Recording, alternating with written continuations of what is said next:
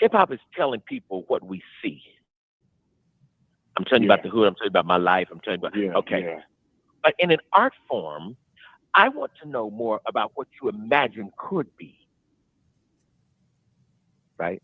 Telling us what we see, I think is important too. I certainly see the value of that.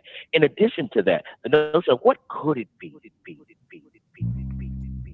Blackfish beautiful. Blackfish fish beautiful.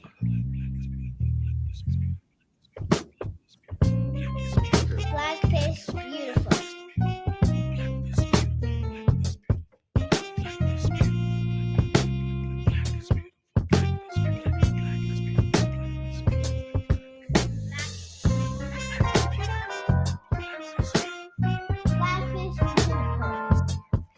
Blackfish beautiful. Black is beautiful. Black is so beautiful. Sometimes my daughter sees spirits in her sleep. I see boogeymen when I try.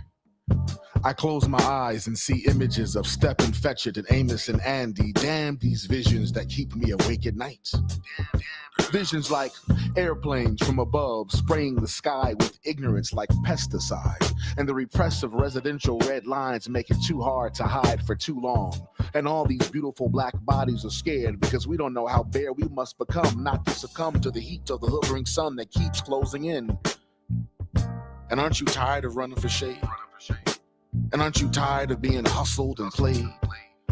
And aren't we all tired of crying about how hard it is to be black in America, even if it looks like we've got it made? But freedom has its limits, so here we are. Tear-streaked and salt-stained faces. Traces of trauma and pain lace our DNA like our black pride is cut and laced with self-hate. And we still think it's dope. Just like the music we're programmed to celebrate. Can you tell me the fate of a people who consciously take the bait and embrace the very traits placed upon them by their captors who by design are inclined to keep them believing they're second rate? I'll wait. We used to fight for our freedom, but now it's like we fight for the right to be dumb for free. Word to ice life, hear me. We are being hustled, y'all. We are being played. Our culture on display like the slave trade for the world to devour. We are a delicious delicacy, but we're left to feed on hopelessness and grief, and the belief that beef with beautiful people who look like us should render them obsolete. Hey yo, grape Kool-Aid tastes great. Yeah, do you realize it's sweetened with self-destruction and low self-esteem? So dreams dismantle as we drink, and desires dampen as we forget the beauty in our blackness, and how we are so rich we remain America's top commodity crop. And it's the evil behind that fear of our melanin that has conditioned the masses to believe we are the boogeymen.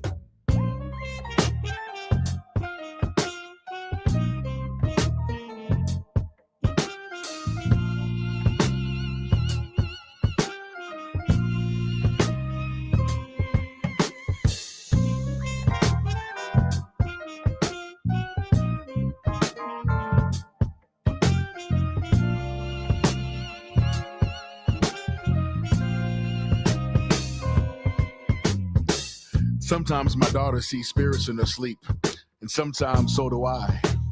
I close my eyes and see images of powerfully proud people who look like me. Damn these visions of black beauty that keep me awake at night.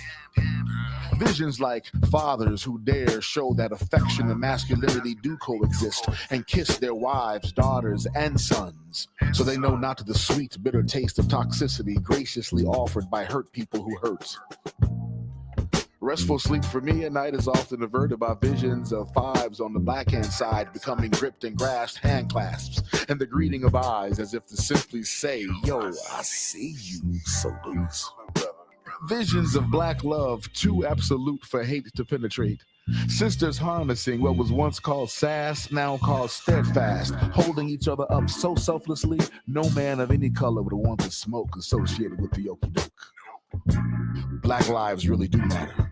I'm seeing where black is beautiful is not a slogan. It's our mantra, reminding us that radical self-love is the most revolutionary act that we can imbue. And we unabashedly birth revolutionaries who radiantly refine the art of recycling dollars so that investing in young Black entrepreneurs is believed to be a social duty and a spiritual quest. Self-sufficiency puts restless Rose and Greenwood spirits at peace, knowing that the Black Wall Streets weren't slain in vain. In fact, in my vision, Black Wall Streets are the norm, protected by the red, black, and green with the Robert F. Williams lean. We reshape what it means to bling, make it rain on our communities to sustain our empowerment. So sporting brand names is seen as corny. We patronize businesses based on their behavioral engagements in Black communities. Because our communities are now designed to be where you see spiritual, creative, and financial wellness align. The spirits tell me now is the time that we decide collectively how much more beautiful do we want to be. Black Fist Beautiful. Black Fist Beautiful. Black Fist Beautiful. Black Fist Beautiful. Black Fist Beautiful. Black Fist Beautiful.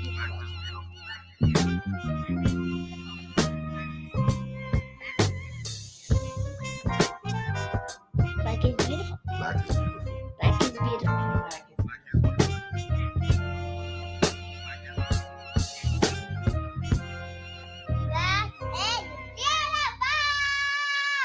Black is so beautiful. Black is beautiful. What else is beautiful? White. Okay. Rainbow. And brown and peanut butter is beautiful. Peanut butter people are beautiful. Yeah. And chocolate people and cappuccino people are beautiful.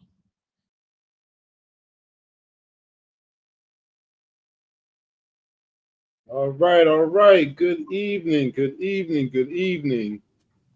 And welcome to another episode of Family Finance Friday with DJ the Money Coach and Nick Westbrooks. And this show is brought to you by the DJ the Money Coach team and the 7 Spheres of Money system. And before we go to tonight's beach, like, share, and subscribe. Hit the like button, share with at least 5 people, and hit that subscribe button along with the notification bell on that DJ the Money Coach YouTube channel so you can help us spread the positivity in the movement, the message about the movement of the pom-pom lifestyle, which is plenty of money, peace of mind. And we invite you to come join us on the beaches of the world. And on tonight's beach is a very special beach. Tonight's beach, we honor the life and the legacy of very important Black man that was a part of most of our lives, regardless of age and generation. And we're speaking of none other than Malcolm-Jamal Warner. So this show is dedicated to him in honor of his life and the work that he has done. But before we get into that, we talk to my man DJ over here. DJ, what's going on? Happy Friday to you. Welcome back from Zanzibar. How you feeling? Hey, Nick, as I always say, any day above ground with your health is an exceptional day. Today is no exception to the rule. I feel extraordinary, given the honoring of the celebration of Malcolm-Jamal Warner's life. I feel exceptional. And the reason why, because our lives have met at an intersection. And I actually had a chance to know Malcolm-Jamal Warner for a moment in time. And I actually happen to have the benefit and the privilege of actually financing his debut concert at the Jazz at the Drew in Los Angeles, California on October 6, 2007. So wow. For me to have had the opportunity to intersect with him, met him, hung out with him, met his mother, having roots that go to my hometown of Chicago, which is where his father is from, and having a gentleman that he lived up and exceeded his name. And a lot of times we don't understand how important the selection of a name is and very few people live up to the names, but this gentleman was the personification of Malcolm and Jamal, which, if people don't know, his father, who's from Chicago, gave him the name Malcolm as homage to the amazing Malcolm X. And he gave him the middle name Jamal because Jamal was a very, powerful Black historian and artist and poet out of Chicago. And obviously he gave him his last name, which was his. And although him and his mom did not, stay married for a long period of time, they had a great relationship, and they actually raised very incredible young Black successful men. Malcolm-Jamal Warner actually has a brother as well. So what we want to do is make today a celebration about the life that Malcolm-Jamal Warner led, that myself personally, albeit I am 3 years older than Malcolm, he set the tone in front of the screen for what real, solid, dignified Black life looked like for myself and generations coming up on the Cosby Show. And, from there, starting out as a very awkward and a little bit of a clumsy, purposely acting as Theo Huxtable on the Cosby Show. He started that gig at 14 years of age. I think the show premiered and debuted, I think, in 1984, and rolled off for 8 luxurious seasons where it was primetime must-see TV. Thursday night, 7 Central, 8 p.m. Eastern Time, there was nobody that didn't get locked in to NBC and actually revolutionize and save the National Broadcasting Company. And the irony of it is, Nick, is that NBC was not the first station that the Cosby Show was pitched to. It was pitched to CBS. And it was pitched to the American Broadcast Company, and they all poo-pooed it.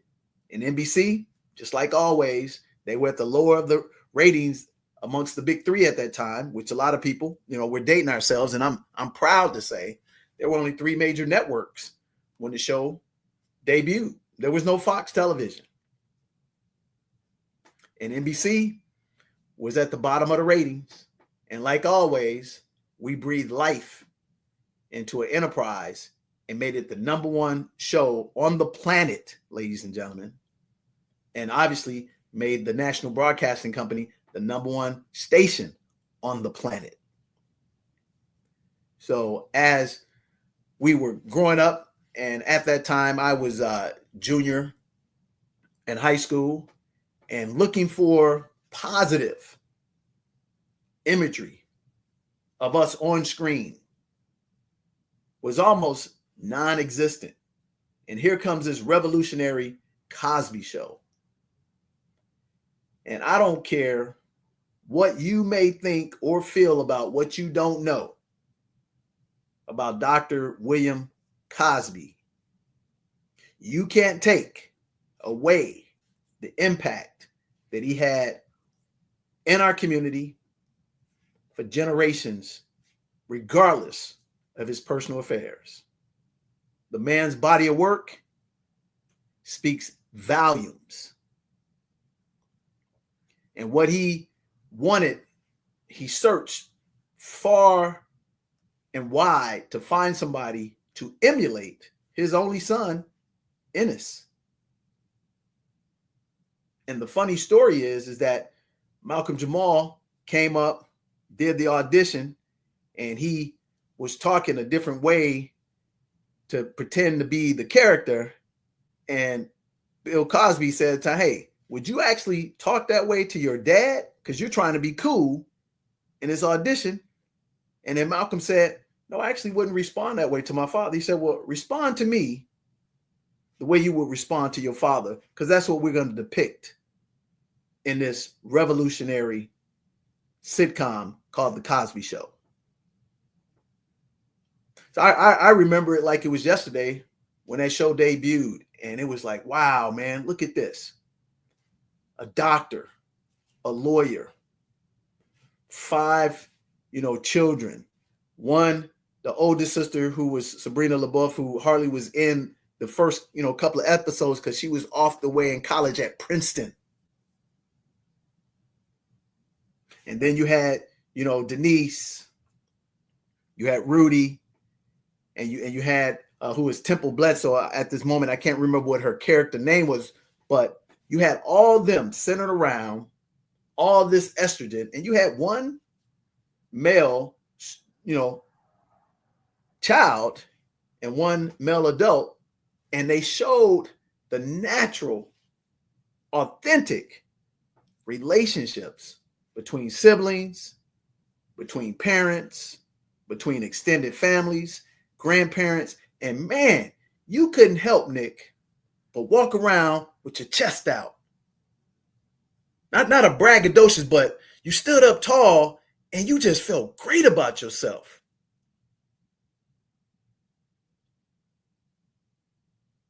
And then you see, our man Malcolm-Jamal at the young age of 14, he's going through all the maturations of what real life is.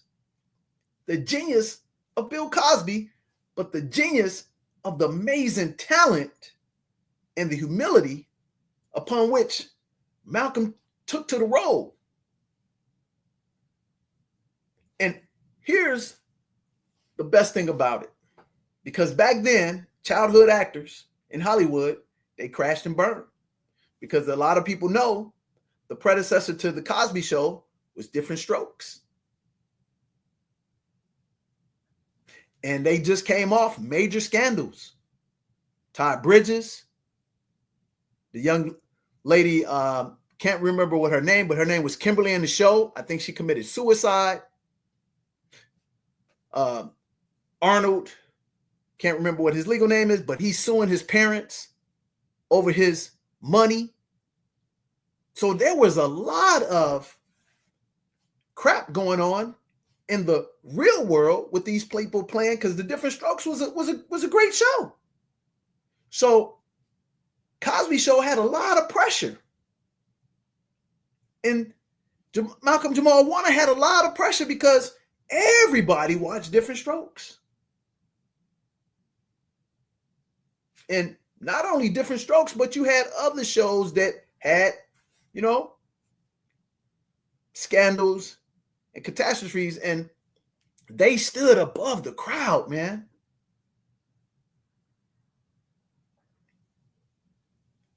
And there were a couple of signature shows that just had you dying laughing, but at the same time, you were learning life lessons.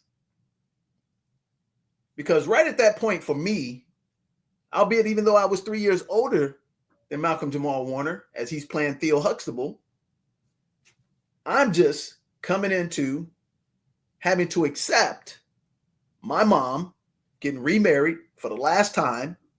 And here it is. This man is coming into our house. We're not moving into his house. He's moving into our house. And I'm not happy about it. Because I'm not looking for a father-son relationship with this guy. No way, no how. And didn't. But I was able to turn on that television, Nick, ladies and gentlemen, and I was able to see what I needed. I was able to see Theo Huxtable interacting with his television dad, Dr. Huxtable, authentic, real-life situations, and handled with such amazing dignity that I adopted like multitudes of people. This was a seminal moment for me, Nick. And it was almost the same way that when I read Why Should White Guys Have All the Fun? And Reginald F. Lewis changed my life, although I never met him. But I was able to read his book and get his story and get what I needed that I didn't have in the real. And I was able to incorporate that into my life to raise my game and not make excuses.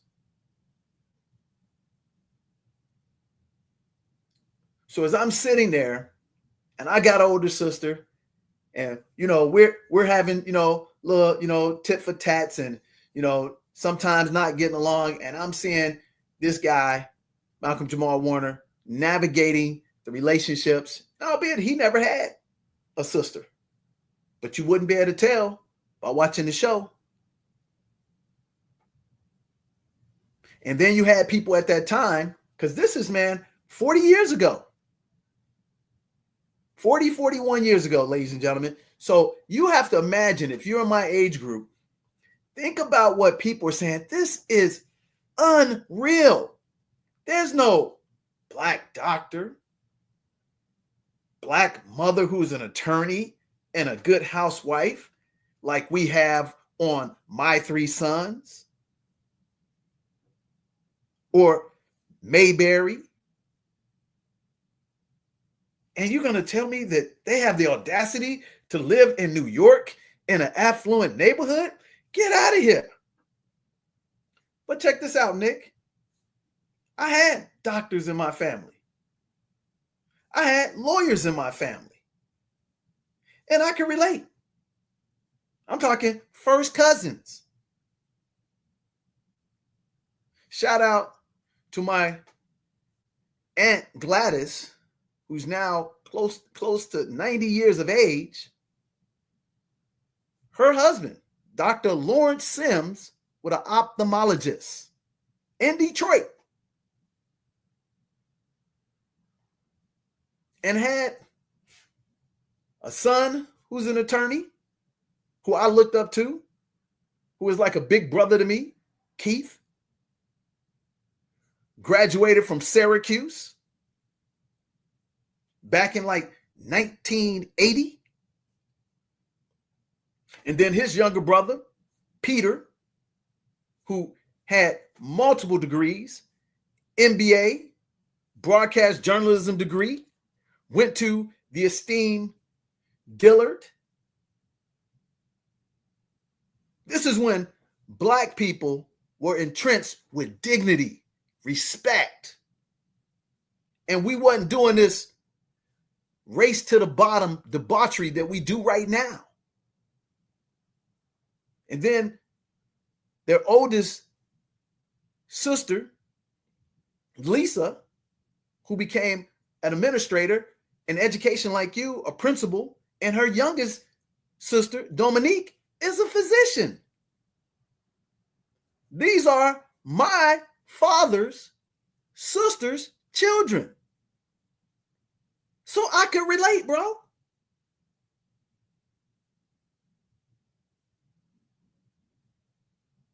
But at that time, oh man, this is all fantasy. That don't exist.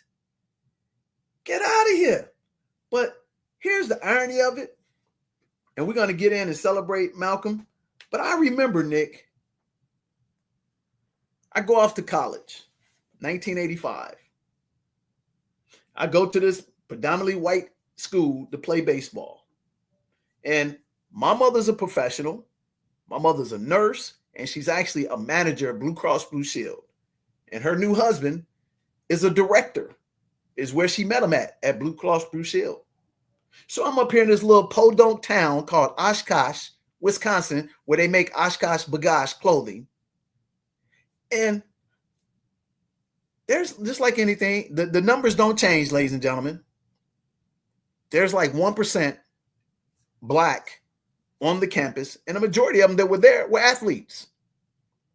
I lived in an athletic dormitory because I played baseball and I was on the bowling team.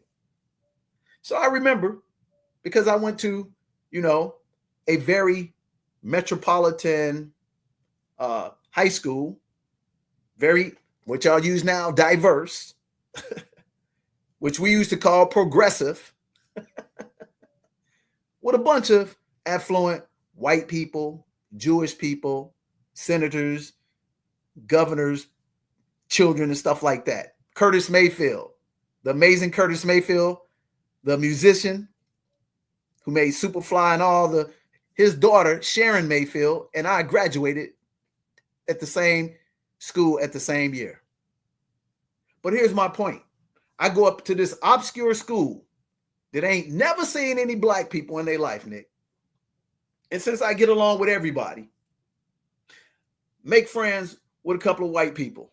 I remember there's one white girl, her name was Kathy. She was like 6'1". Then another girl, her name was Bernadette. And I remember everybody at the college, when the Cosby Show came on, we would go into the was like a study hall on our 6th floor, and everybody would come, white, black, everything, and turn on the Cosby Show. Because you know what followed the Cosby Show? A Different World. And they inserted Marissa Tomei, the one white person that they forced them to have, but she's an incredible actress. So these white people, Nick, they watching the Cosby Show, but they want to get to a different world, but they're learning lessons. And I remember after about 2-3 episodes, we're having a good time laughing and stuff. And then this girl, Kathy, she was like, that's fake. They don't make that kind of money. There's no black people that are lawyers and doctors. So I stood back. You think I'm, put my foot on the person's neck now? My man. I said, Kathy, now we're friends because we used to hang out. I had black friends, white friends, Jewish friends. We used to hang out. I said, let me ask you a question. She said, what? I said, tell me what your daddy does for a living. Oh, my daddy works at the post office. Oh, okay. What your mama do? Oh, my mama, she stay at home and she got a little part-time job. I said, so now back then, it's like 1985. I said, I'm just curious. How much money you think your parents make a year? Because right then, I live in a 6-figure household, bro. When the real 6 figures was 6 figures. You understand what I'm saying? Oh, so y'all knocking on like $40,000 household income, if that. I said, you're the fantasy fraud. I said, my parents are professionals. My uncle is a doctor. My cousin is an attorney. And I said, since your only interaction up to this moment about black people is negative BS, this 1995, bro. And she got her feelings hurt. I wasn't trying to hurt her feelings, but I was making sure she got her facts straight. So she apologized, and we had a great, friendship for the next 2 years that I went to the college. But she said, you know what? I can't help. My only interaction prior to meeting you and Kenny, I never had any interaction with black people. And I assumed this negative stuff they show, y'all would accept the rule because y'all athletes. I said, no, I'm not an athlete. I said, I actually am an academic scholar, and I just happen to play baseball. And here's another thing, Nick. At that time, I speak almost fluent French because I took French for like 7 years. And my mother wanted me to be an ambassador. So I'm really not trying to hear it, but I tried to educate her. So here's the point, though. So as we're watching this amazing show, and we're watching this amazing Malcolm-Jamal Warner depiction of Theo Huxtable, they're doing every little scenario of what you would come in contact with as a growing up black boy, becoming a teenager, becoming a young adult, going to college, and everything is right on point, bro. So I'm not going to talk too much longer, but we're about to show you guys. There's 2 episodes. I love all the episodes, and I know all of you do. And here's what I want you to do for us. You need to petition that the Cosby reruns are back on television. Because there ain't no show better about the American institution of family than the Cosby Show. I don't care what color, what ethnicity you are. The Cosby Show spoke to everybody in middle class America, and they were the essence of the American dream. And we're going to tee this up because back then, bro, we used to wear, I I was, thanks to thanks to my sister, I was a preppy. I wore colorful polos and Izods and all of that stuff. And this one episode, I wore, Alexander Julian shirts and, the Koji sweaters, So there's this one episode, and it's the first one in the clip that I sent you where Theo, he can't afford this super designer shirt, man. And I can relate to this, bro. And Denise said, oh, you know what? That shirt, $30, ladies and gentlemen. Back in 1984, 85, the price of money doubles every 10 years. So that $30 shirt back in 1985 is like $300 today. And there was a designer called Gordon Gartrell. And everybody who was anybody wanted to be acknowledged by the honeys. You had to stand out. But Theo didn't have $30. And Denise said, you know what? I can make a Gordon Gartrell for you. And back then, Nick, everybody, and this is another lesson, ladies and gentlemen, how they sneak and took out things out of our community. Vocational skills. Back then, Nick, guess what? I knew how to sew. I knew how to crochet. We had 2 sewing machines in our house, brother. I used to hem my own pants to make wide pants into straight legs. Because that's what we did, ladies and gentlemen. You couldn't find a house, no matter if your family made $10,000 or $100,000, that didn't have a sewing machine in their house. You couldn't find in a school that they didn't have home economics. They actually taught you sewing classes, cooking classes, and not just women and girls took these classes, Nick. Everybody did. It was a requirement, brother.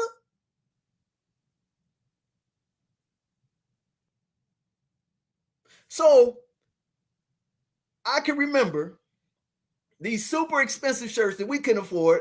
And I remember my sister came close to try to make it something. And here's the funny thing, make it so funny. We're going to run the clip. Before I had any class of knowing how to dress, I used to wear tough skins. They used to have a little patch on the knee because you would get hoes, run outside, getting rough and tough like a boy do. And my sister, she went to a modeling school called Barbizon.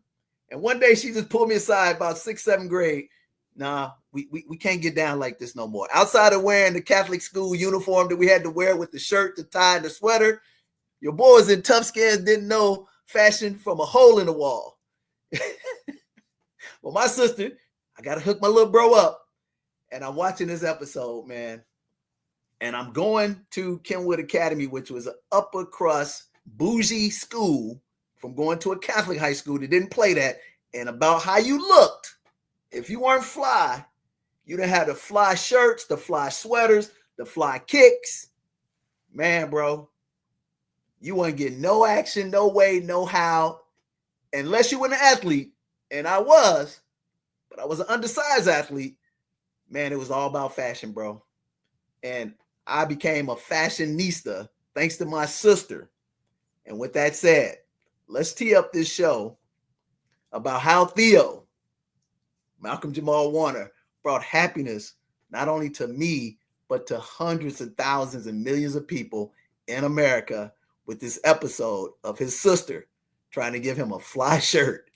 I'm telling you, you're going to fall out your seat, Nick. So let's tee this up and let's start honoring our man, Malcolm-Jamal Warner, as we get to the beginning of his life. And we're going to tell the whole story. We're not in a rush, guys. So what I would like you to do is comment. Tell us your favorite Theo Huxtable episode. Tell us your favorite Malcolm-Jamal Warner character throughout his life that you could relate to, that actually made value. Hit us up, because this is the show to honor an incredible young man who grew into an amazing, strong, Black, positive man that did great things for the diaspora, and he impacted everybody, and he loved everybody. So with that said, Nick, roll tape, baby. shower. Look, they'll be here any minute. This my shirt? That's right. Thanks. Hey. Did he overdo it on the clone or did I smell too hard? Come talk to me. Me? I'm a little nervous about the shirt. I need company. Okay.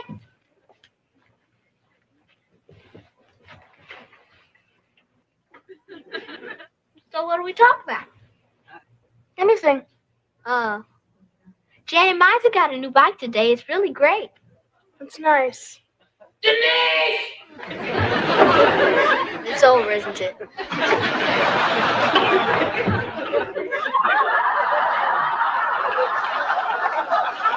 What is this?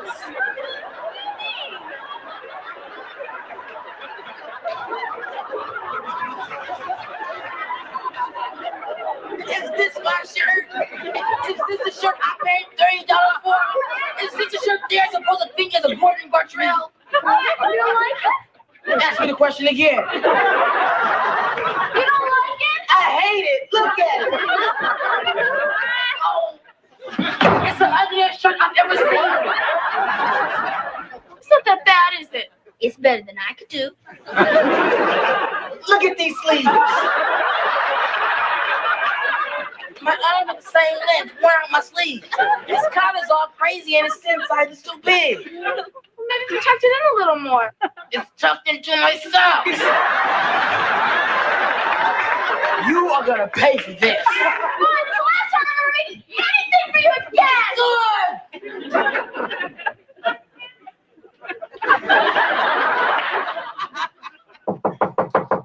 Who is it? Yeah. Let's stop tape. Stop tape.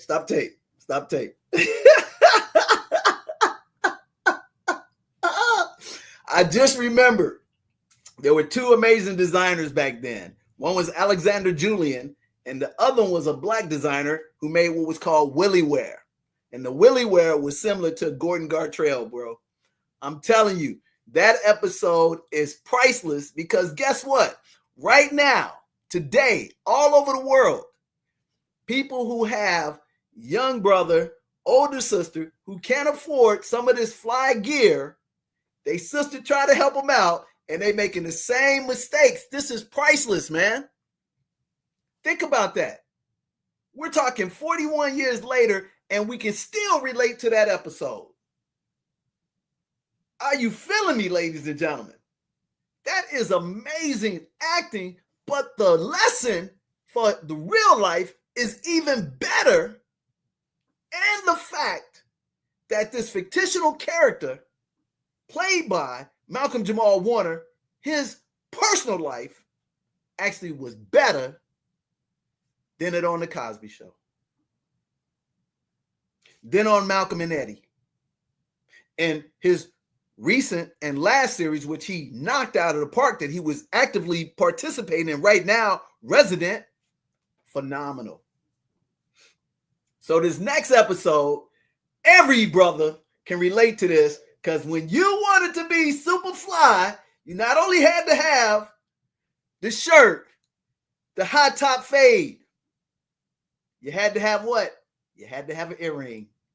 You had to have an earring, dog. And everybody who came from a strict home, who parents wasn't playing that mofo, mine included. Yeah, that's right. Your boy had an earring.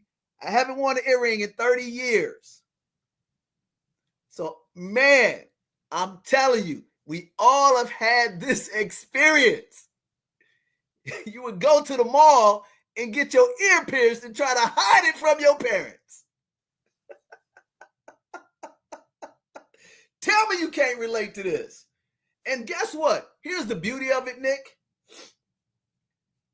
That became the staple of now kids who naturally, boys wear 2 earrings in both their left and right ear. Here's another thing that you don't know, ladies and gentlemen.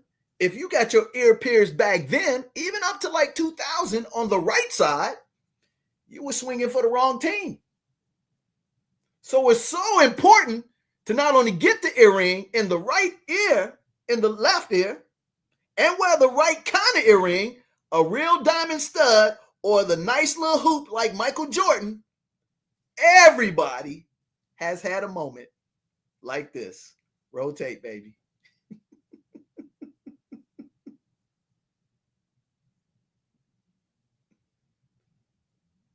Hold on.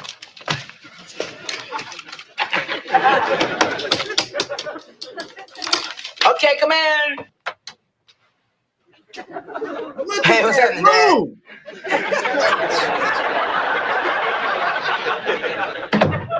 Looks like my son's room. Well, never gonna clean it up. No matter how busy it gets, you're never gonna clean it up.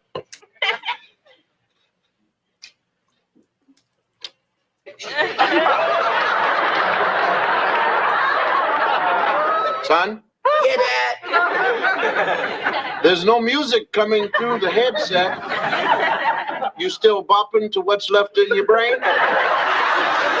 No. Take the headset off, please. Now? Is there any reason why you shouldn't take them off now? No. Okay.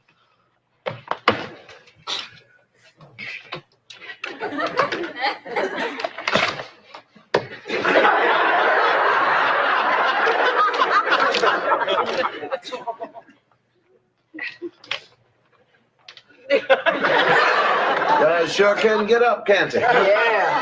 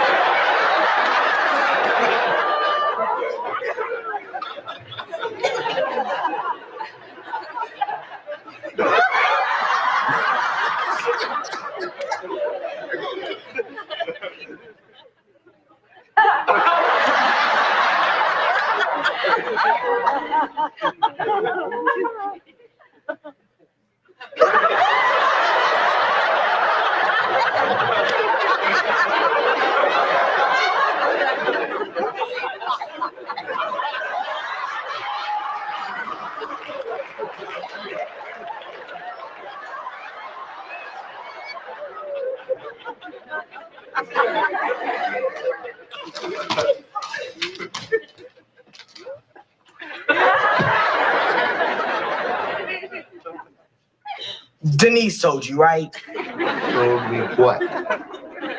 About this. Is that a decal? No. Have you been tagged by the Wildlife Society? It's an earring, Dad. There's a hole through my ear, and Denise says it might be infected.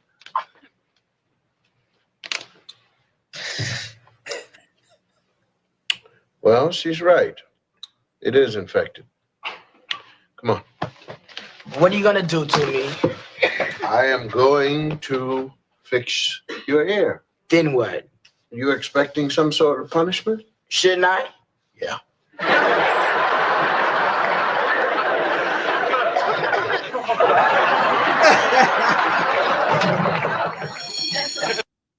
All right, stop tape. Yep. So, again, you can't tell me that's not relatable, ladies and gentlemen. You can't tell me that if you had a hard time communicating with your child, that you could not use an episode to lighten the room to get the message across. Where is that today? Nowhere. No how. Everything you see on TV that represent us is degradation, pimp, hoes, hustlers, drug related, the BMF boys, power, all this garbage, man. But back then, we had dignity, respect, elevation. You know what? The Cosby Show increased the participation in HBCUs and college attendance by over 100%. For men, brother.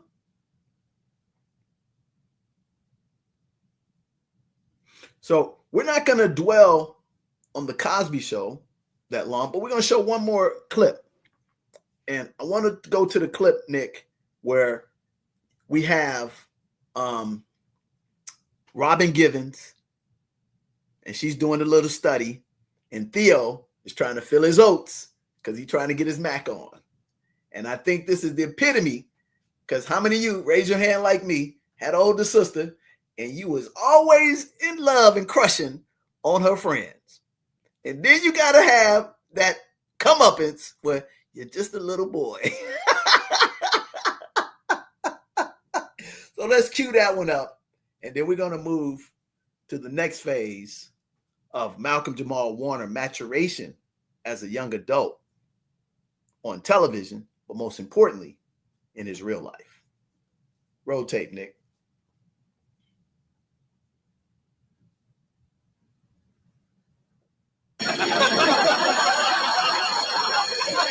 Not this one. Fast forward. Yeah, fast forward. All right. Went off vacation. Play to chase little girl. Yes, All right, Excited. boy. Here we go. That's the right Hey thing. guys, Yeah. be thirsty. Here we go. You, Thanks. and Suzanne. This. That's so sweet of you, Theo. Where's ours? Get your own. Never enough soda either. When's it my turn to be observed? We'll get to you soon. How soon? In a while, Theo. I'm ready now. Theo, we'll get to you in about 15 minutes. Okay, no problem. I'll be in my room, Suzanne. Are you all right, Theo? Oh, yeah, sure. Yes.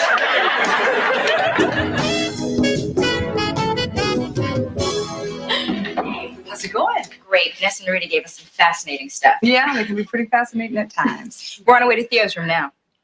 Are you going inside? Yeah. Well, I would just like to say that the condition of certain rooms in this house do not necessarily reflect the views of management. Thank you. Theo, it's us. Just a minute.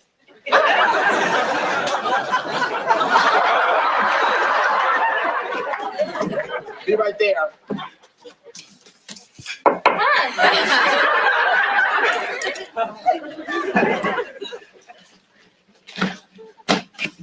Come in.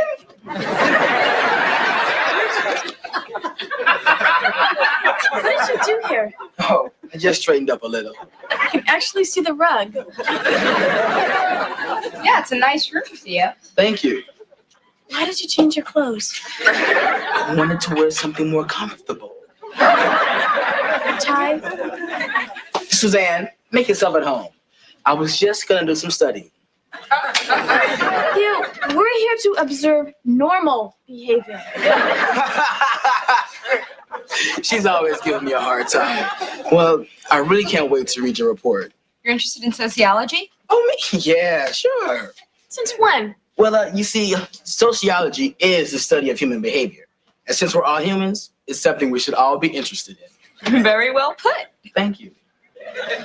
Did you enjoy the soda? Yes.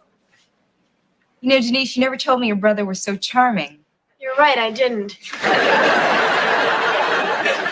You know, Theo, I just realized something. You're the only male child in the house. That's right. How do you feel about that? It's a beautiful experience. You know, Denise, I find this stuff so interesting. I guess it's because I'm an only child. Really? What's it like? Well, actually, I think I'd rather be here. It just seems to me like large families do a lot more sharing and have a lot more fun. That's exactly how I feel, especially the sharing part.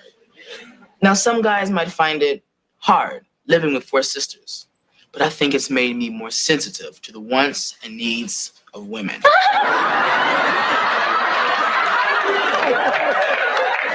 Are there any activities you enjoy doing without the children? All of them. That's true. What Dr. Huxtable means is when you have children, you enjoy those moments alone that you have as a couple. That's not what I mean. Would you cooperate, please? Oh, Suzanne. Oh. I didn't know you were still here. Theo, why is your shirt wide open? Hi. That's what we heard.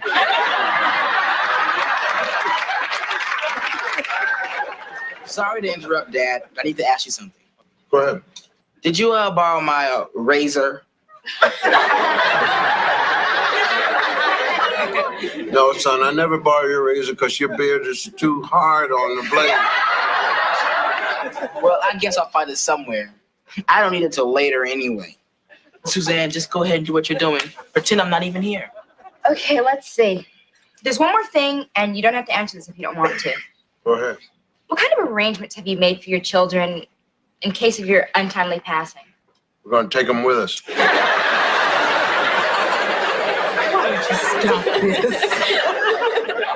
We both have insurance policies. Mom, Dad, I want you both to know that if anything should happen, you can count on me to step in and give the family the emotional support it needs. I'm glad I'll be dead.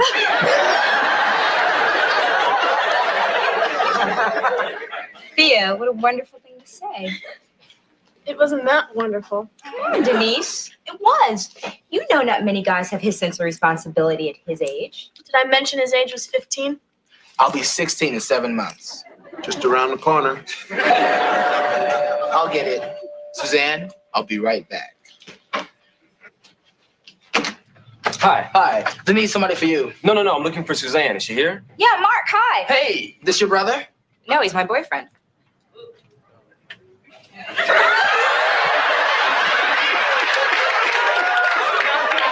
Mark, come in. I want to introduce you to everyone. Thank you. Denise, do you know Mark? Yeah, you're on the wrestling team, right? Yeah, Yeah, I've seen you around. Nice to finally meet you. same here. Thanks. Dr. Huxtable, Mrs. Huxtable, this is my boyfriend, Mark Roberts. How are you? Fine. Nice to meet you. Hello. And this is Denise's younger brother, Theo. Theo, how's it How going? you doing? All right.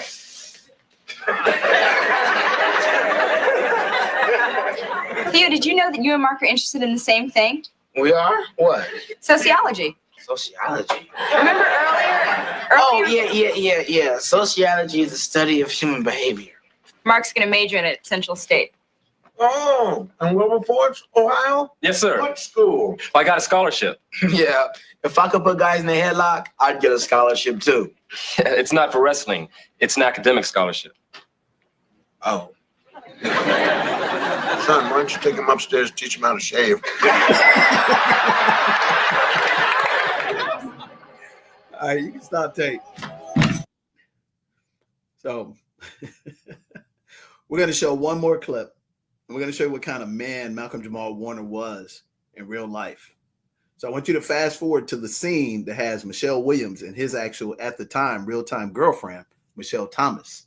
Why is this important, ladies and gentlemen? Because today, in today's world, we don't have men and women, young adults in our community that are holding each other down no matter the circumstances. This is the mettle and the character of Malcolm-Jamal Warner. So I'm only want to show you, so you can fast forward, Nick, to the scene where they're doing the acting, and then Michelle comes in, because I want you to see her face, because she's no longer with us as well.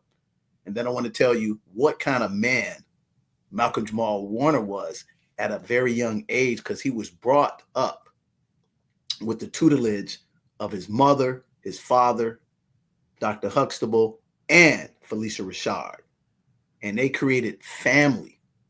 And when he could have bailed on Michelle Thomas, he did not. Malcolm-Jamal Warner, he stood by her side through thick and thin. And do we see that today in our young millennials, 25 to 35? All they talk about, I got to get that bag. Me. I got to get the Gucci, the Fendi. I got to travel around the world. I want money. They don't talk about the core values that are the foundation of the Black family, and most importantly, the American family anymore. I've spent my life making choices. And choices. And we are allowing this to affect us negatively, where we don't have standards for people anymore. So Malcolm-Jamal Warner began to show his broad shoulders and his strength of pastor, protector, and provider at a very young age when he was deeply in love with this young lady, Michelle Thomas. You got it, Nick? I think so. Just let me know if this is the right scene. Yeah. Right? Yeah, come to the end when she comes in. Yeah, be in the right episode. All right. But yeah, you got to back up a little bit before that phone call. All right. Yeah, just back up just a little bit. Out here. No. Back when you saw Michelle Williams, the dark, beautiful complexion sister with the afro. Oh, I gotta go forward then. Oh, that was forward. Oh, okay. Yeah. After the phone call, right? Yeah, right. Yeah, here. yeah. So keep going. This is this. Keep going a little bit more. He's gonna get where they're gonna do a little, physical interaction.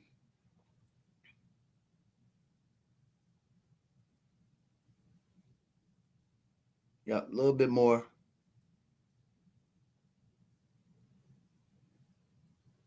There we go. We can pick it up right there. Okay. So this is Michelle Williams, the original Michelle Williams. I'm sorry, Vanessa Williams. Her name is Vanessa Williams. And then Michelle Thomas, who's going to come into the scene in about 60 seconds. Rotate. Touch me. I mean, if that's what you feel, you should go for it. I mean, that's what it's about. Acting on your instincts. Acting is your instincts. Well, maybe I should sign up for this course. I got a lot of instincts. You want to keep going? Yeah. You're lying. You pretend to be more than human, but you aren't. No one is. I pretend to be nothing, but what I am. Am I to be punished for that? You're lying. There's no more to be said.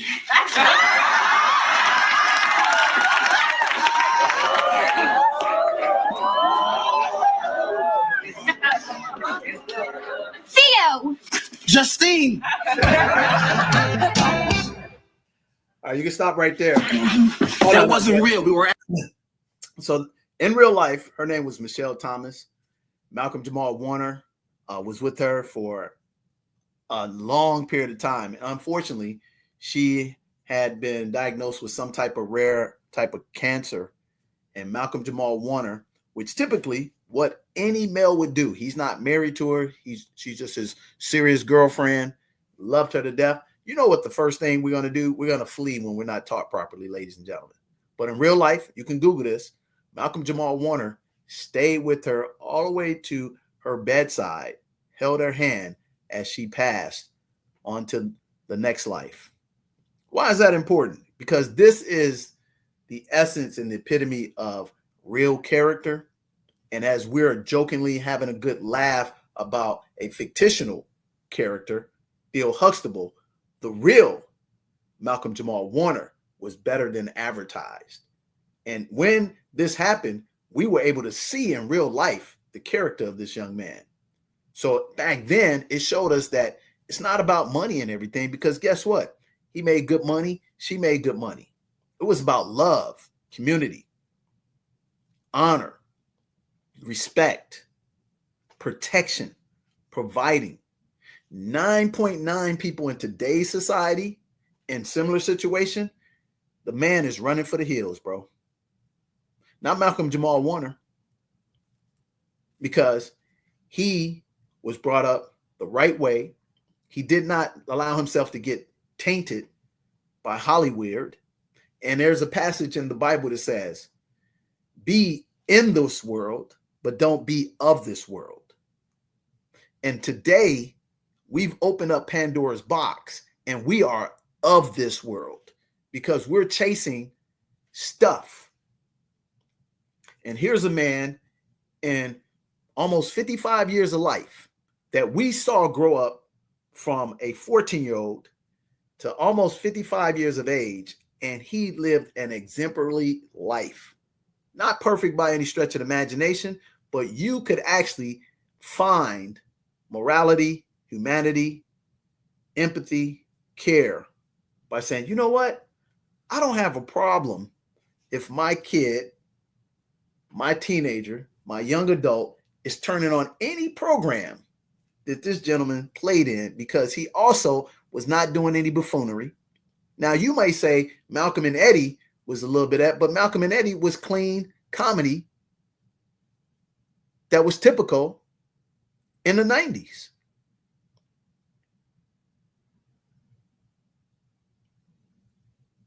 But where is that today?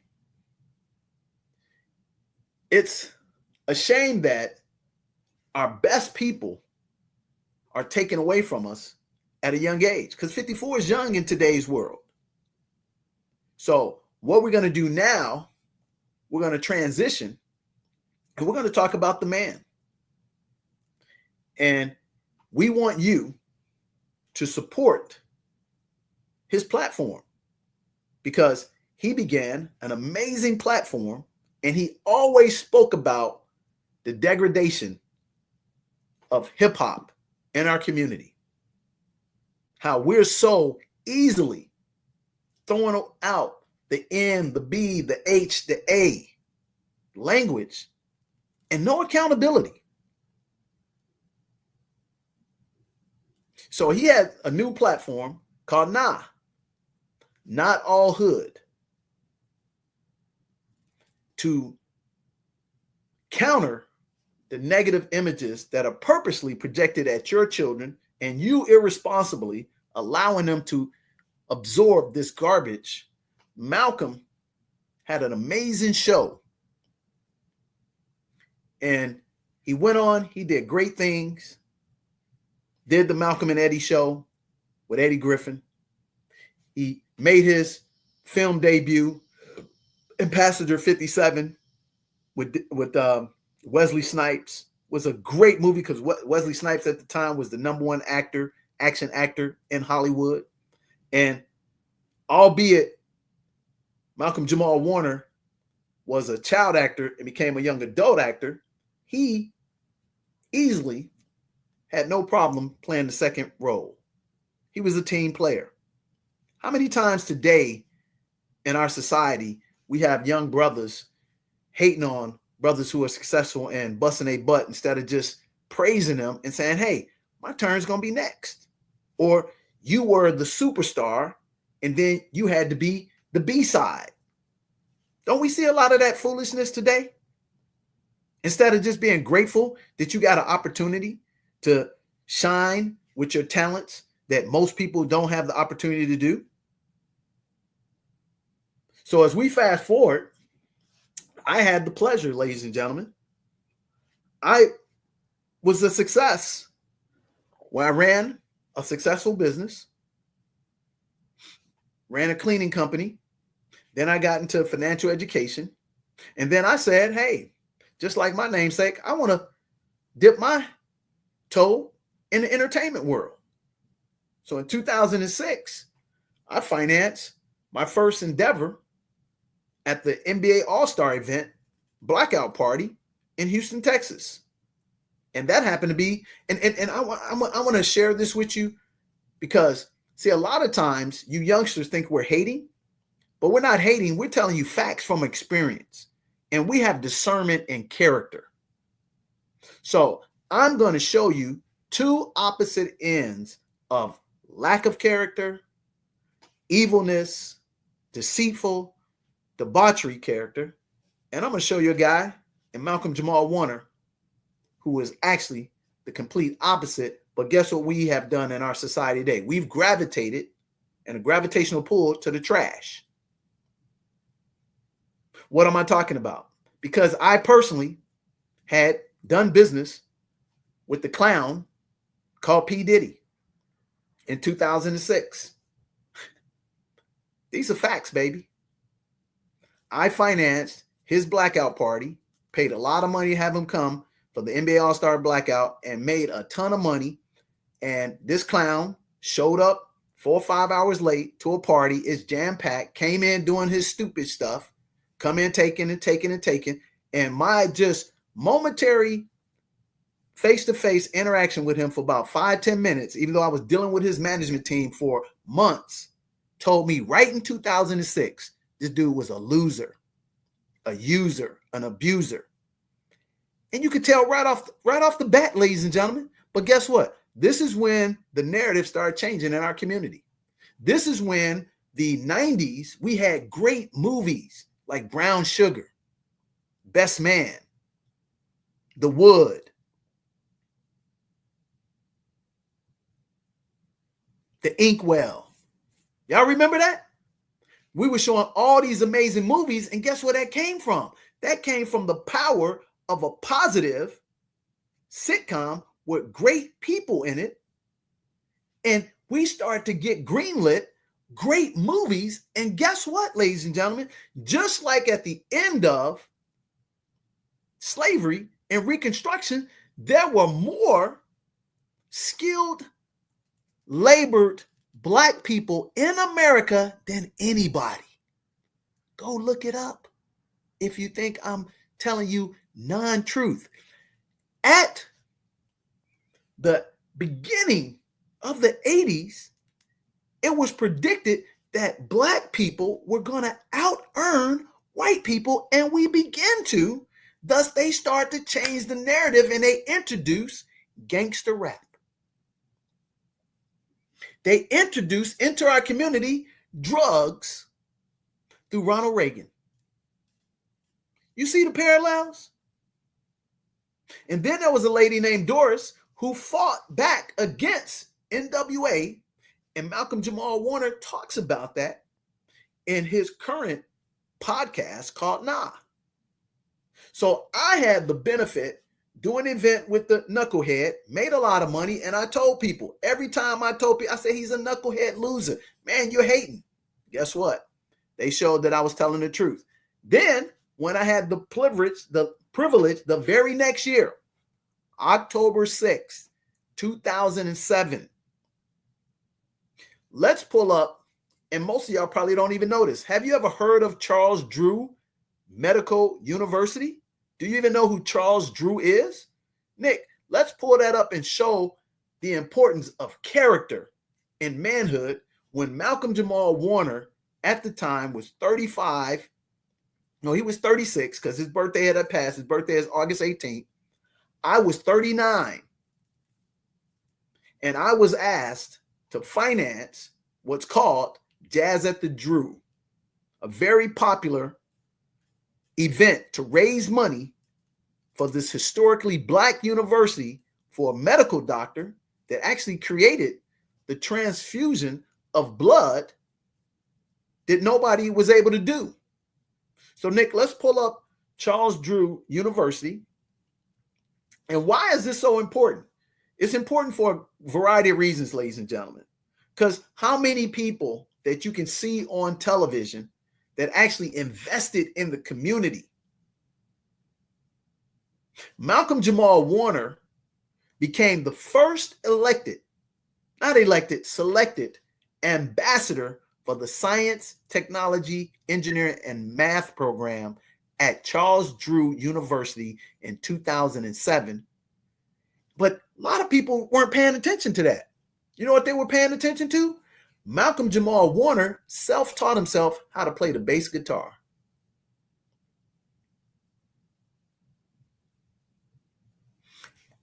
In 2007, I had been in my fourth year of a very successful financial planning practice.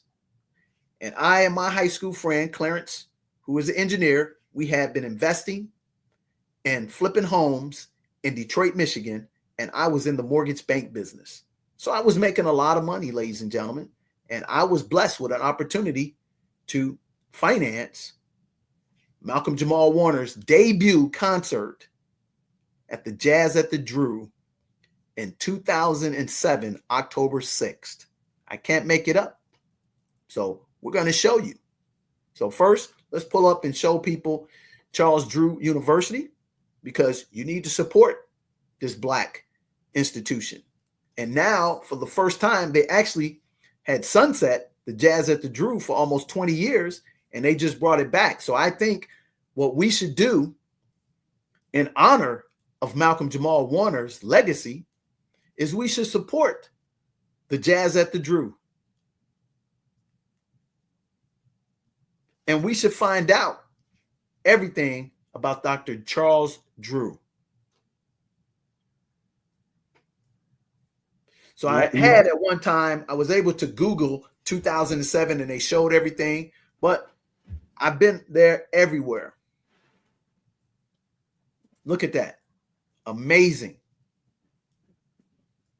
So I sent you, Nick, a couple of pictures and everything. And what I'm going to do, I'm going to go get the album.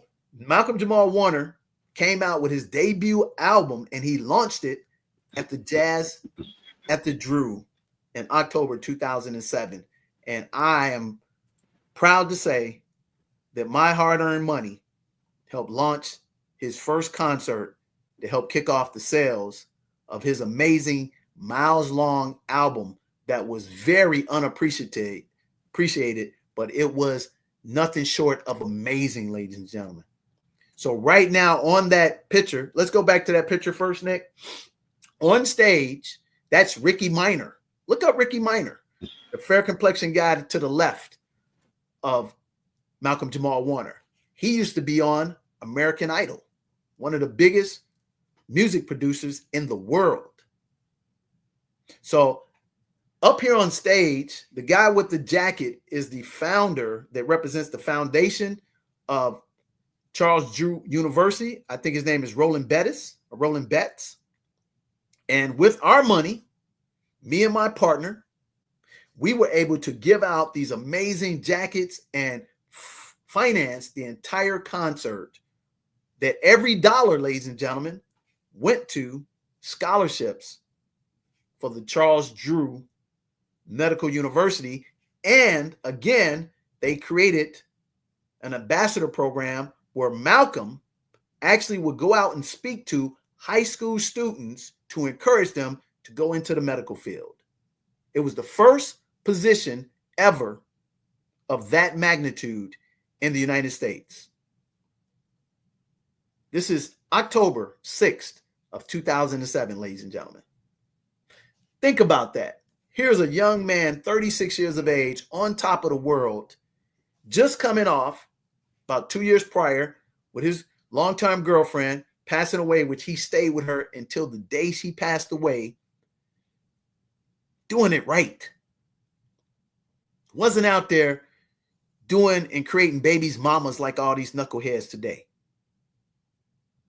Being careful to continue to show honor to his father, his mother, his mentors, and representing us in the best light. And here it is, he was able to pivot and go in another direction in the entertainment world on his own terms, teach himself how to play the bass guitar. And on top of that, he knew what his priorities were. He knew that this was a tool, an instrument to get exposure for what's more important: education, community, ambassadorship, to encourage young Black men and women to go where?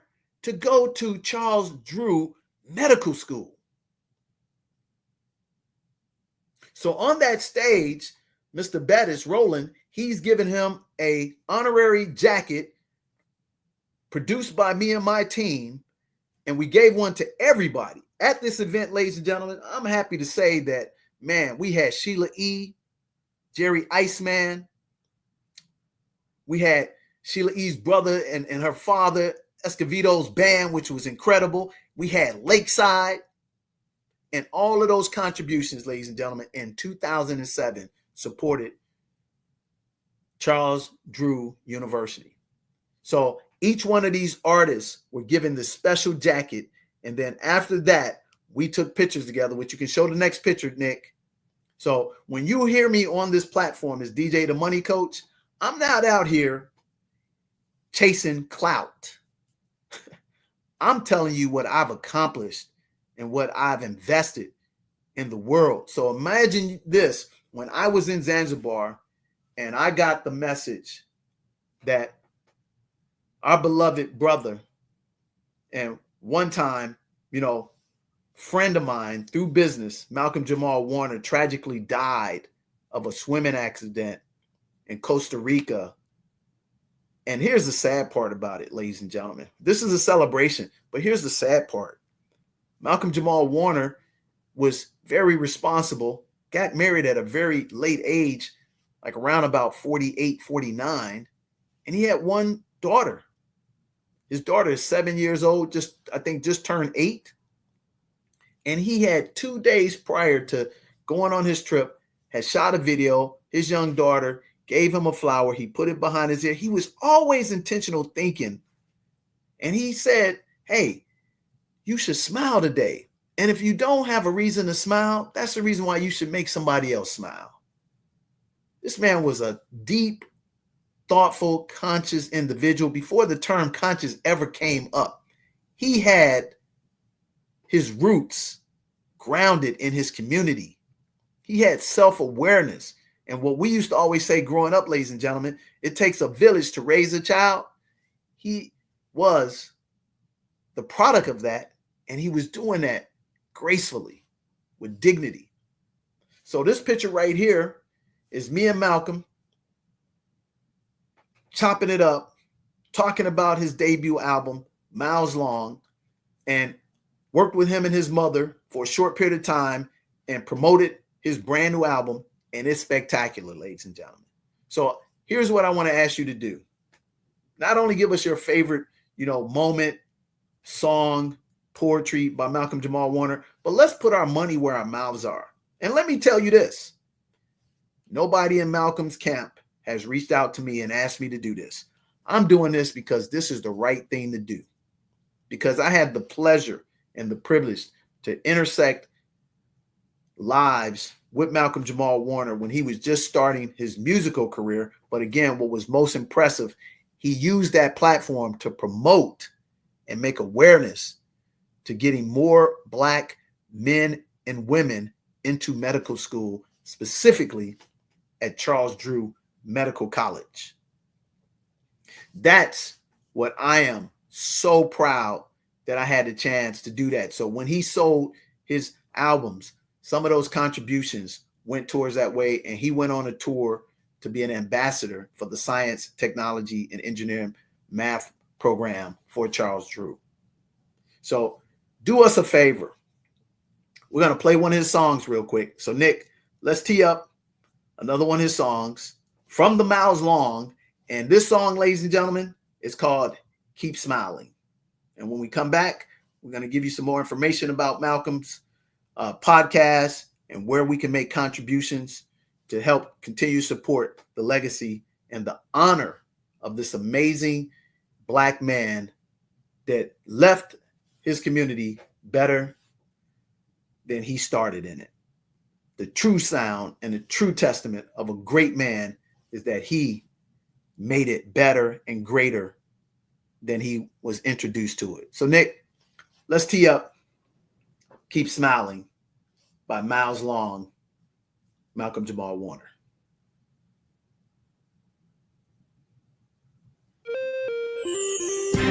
Keep smiling. Girl, won't you smile for me? Keep smiling. Girl, won't you smile for me?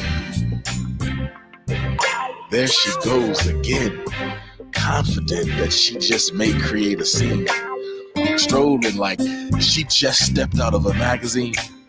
But the funny thing is she's got these real wide hips, and these real full lips.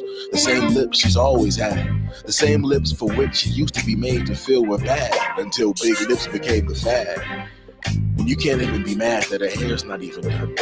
I mean, she's looking like she doesn't care if anyone gives her the time of day or not. She's on her way and she's got her own mission. And long ago decided she needs no man's permission to feel good about how she holds. So she holds her head up high and flashes a mile-long smile to signify she loves the skin she's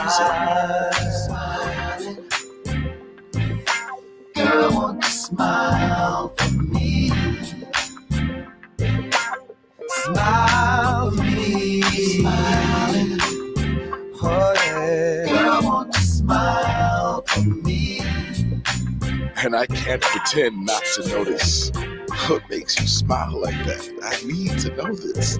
Word to CeeLo, no doubt. I get inspired with this deep desire to be you whenever I see you out in this state. And please, for both our sake, don't mistake this as bait with the ultimate goal to mate. But if that dating time comes, then fine. But right now, I'm really trying to find what's going on behind the smile that makes the mind tell the spine to stand so straight as you carry the weight of the world on your back. Can you show me the map to your light? Cause maybe then I might be able to find mine, and together we can shine, if only for a brief moment on this timeline. Your smile makes you the finest thing, as the finest queen who's ever ruled. You know what I mean, don't you? Girl, won't you smile for me? Smile for me, smile again for me. Smile for me again. Smile for me again. I need to see it.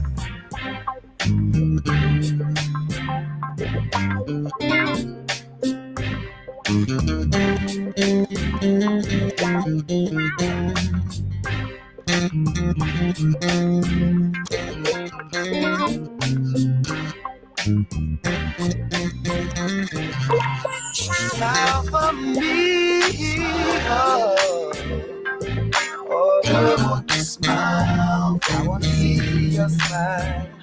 I wanna see you smile, smiling, oh baby. Girl, won't you smile? Smile for me, smile for me, smile. I need to see you smile. I need to see you smile. I need to see you smile. Girl, smile for me one more time. Gotta see your smile. Girl, won't you smile? See your smile. Gotta see your smile. One more time. One more time. One more time. Oh my, oh my, oh my.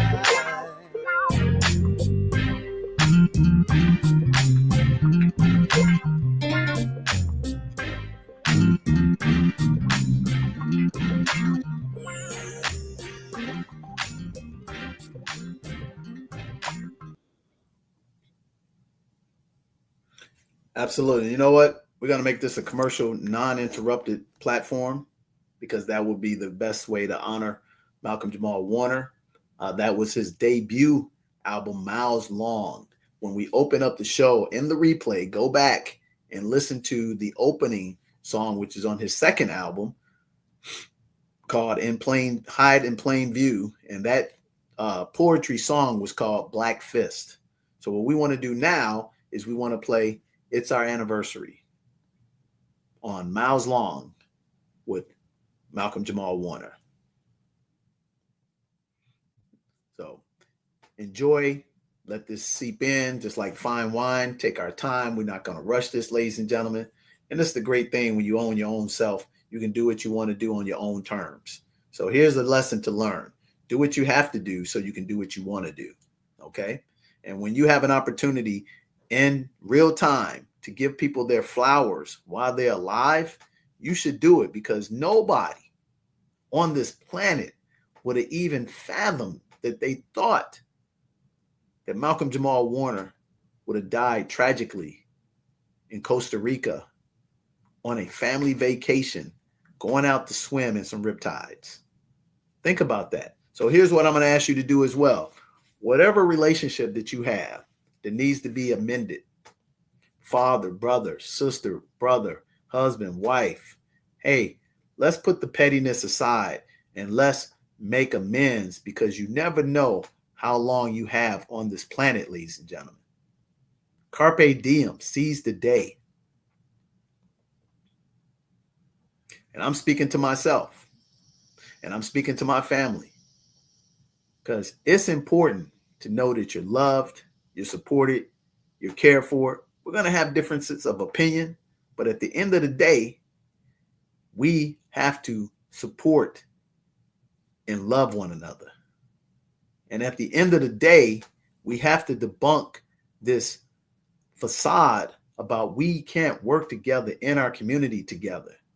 And at the end of the day, ladies and gentlemen, let's stop chasing materialistic things and go after real things that matter in life. Peace, community, education, family. And if you do those things the right way, God's going to give you the other stuff. But you got to know that. And you got to turn off the social media and get back to the basics. So, Nick, let's cue up. It's our anniversary. And then when we come back after it's our anniversary, we're going to show you some clips of Malcolm, the activist, which he made his most impact in our community that is still impacting today as we speak. And again, we want you to show your support. If you got love and learned something through his acting on the Cosby Show, you know, in any aspect of his life, or you actually had a chance to see him live in performance, or you saw his activism, and instead of you chasing this silly stuff and spending this weekend a couple of $100 on stuff, how about make a donation to the Charles Drew Medical University? How about make a donation to the Nah podcast, just founded 2 years ago by Malcolm-Jamal Warner and his co-host Candace?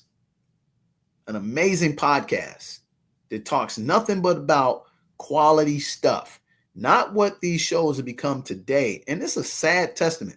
There's some great people that have gotten on podcasts and start talking about good stuff, and then they become gossipers and feminine men, just like the rest of them, chasing likes and views.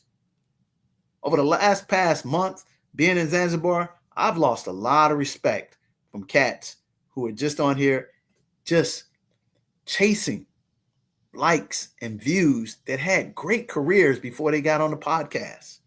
It's sad, man. It's sad. I'm talking about people who graduate from Columbia University, Harvard, and all that, and they all pulling to the bottom. Do you hear me, guys? They pulling to the bottom instead of raising up the expectations, and they're allowing the debauchery and the degradation of our community to be at the forefront of what's important for $1, and they got somebody else's hand up their back telling them to do it. They're on the idiot clown bus. You got doctors and lawyers out here shaking their ass on social media for attention. But here it is, a guy who ain't perfect by any stretch of imagination that intentionally made it a purpose to use his platform and entertainment to focus on what the most important things were: education, family, decency, dignity. So his young daughter, albeit was tragic that her father passed away, there's nobody she's going to come in contact with that don't tell her how great of a man her dad was. And how fortunate, although he left her at a young age, she can go back and watch his body of work in the real world that is actually still helping people, not on these silly platforms or in Hollywood. Can you say that? Or are you transferring your accomplishments? And let me say this. This ain't no haterade, baby. This is just facts. The Obamas have not done 1/10 of what Malcolm-Jamal Warner has done for our community in a positive aspect. Why do I say that? Because what are they doing right now on this social media? They got all the money in the world, held the most powerful office on the planet, not for 1 term, but 2 terms. But guess what they're doing with their podcast? She's bad-mouthing her husband. And he's talking about, oh, you need to have a gay friend so you can touch into your feminine side to better understand women better. This is a man who was the president of the free world. And this is a woman who grew up on the Cosby Show from Chicago, lived right down the street from one of my girlfriends. And she's out here on the platform clowning. No self-respect, no dignity. And her husband is genuflecting to her and just embarrassing themselves. They're not part of my community.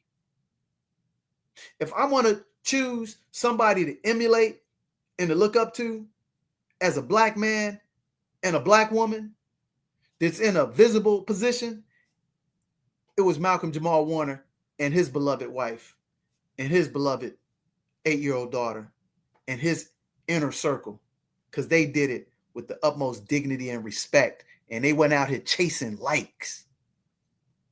Can you imagine that? I couldn't fathom 5 years ago that a first lady would be out here talking stupid. I couldn't fathom 10 years ago that a president would get on a platform and tell black men, you need a gay friend. You need to get close with a gay friend because he can teach you how to really touch into your feminine side and relate to women. Really? How about you get a black man who teaches you how to treat black women the proper way, and you turn into the BK1 and find it there, not for some perversion to teach you how to deal with women or to be empathetic to a perversion. Real facts. See, you don't like that.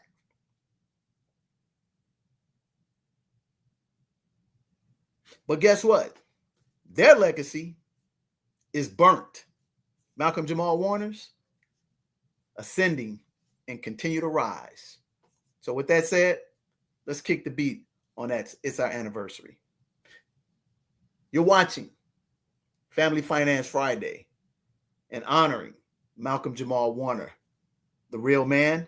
And what amazing song to celebrate any special occasion.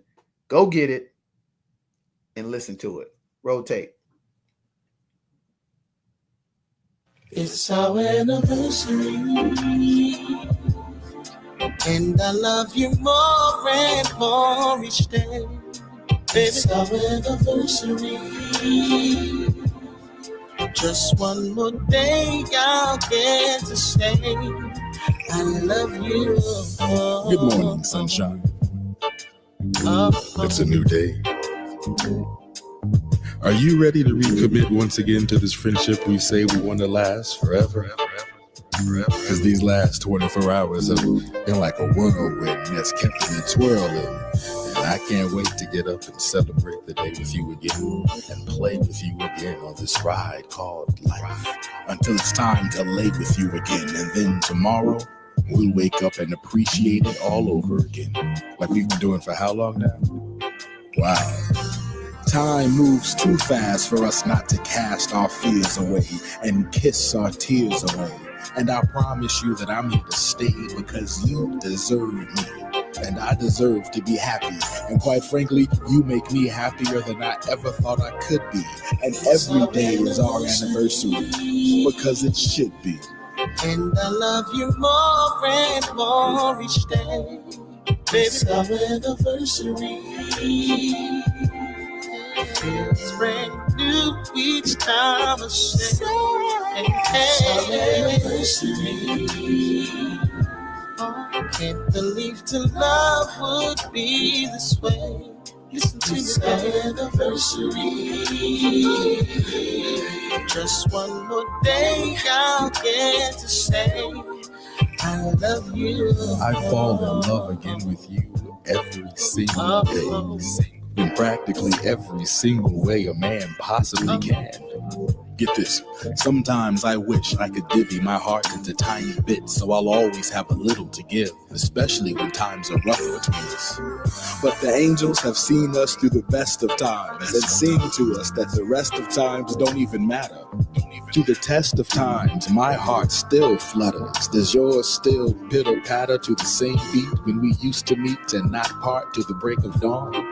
Do I still light your fire? Cause damn, you still turn me on. And my word is bond. Every time I hold you tightly in my arms, I'm thanking the creator and the stars above for shining down on us an abundance of love, sprinkled with so much light that every day just might be Christmas Eve if we just believe and look at it right. Because every day is our anniversary. I love you more and more each day. Baby, it's our anniversary. Feels brand new new each time I say, anniversary.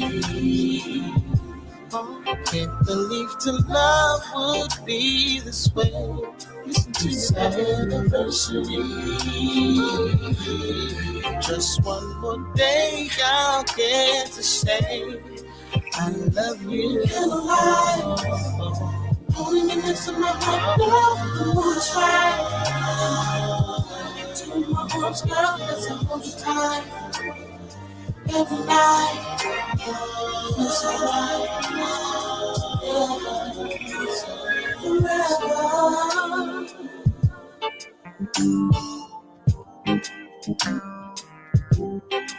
It's our anniversary.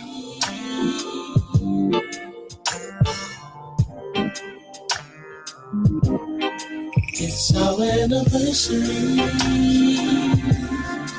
and I love you more and more each day. Baby, it's our anniversary. It's brand new each time I say, hey.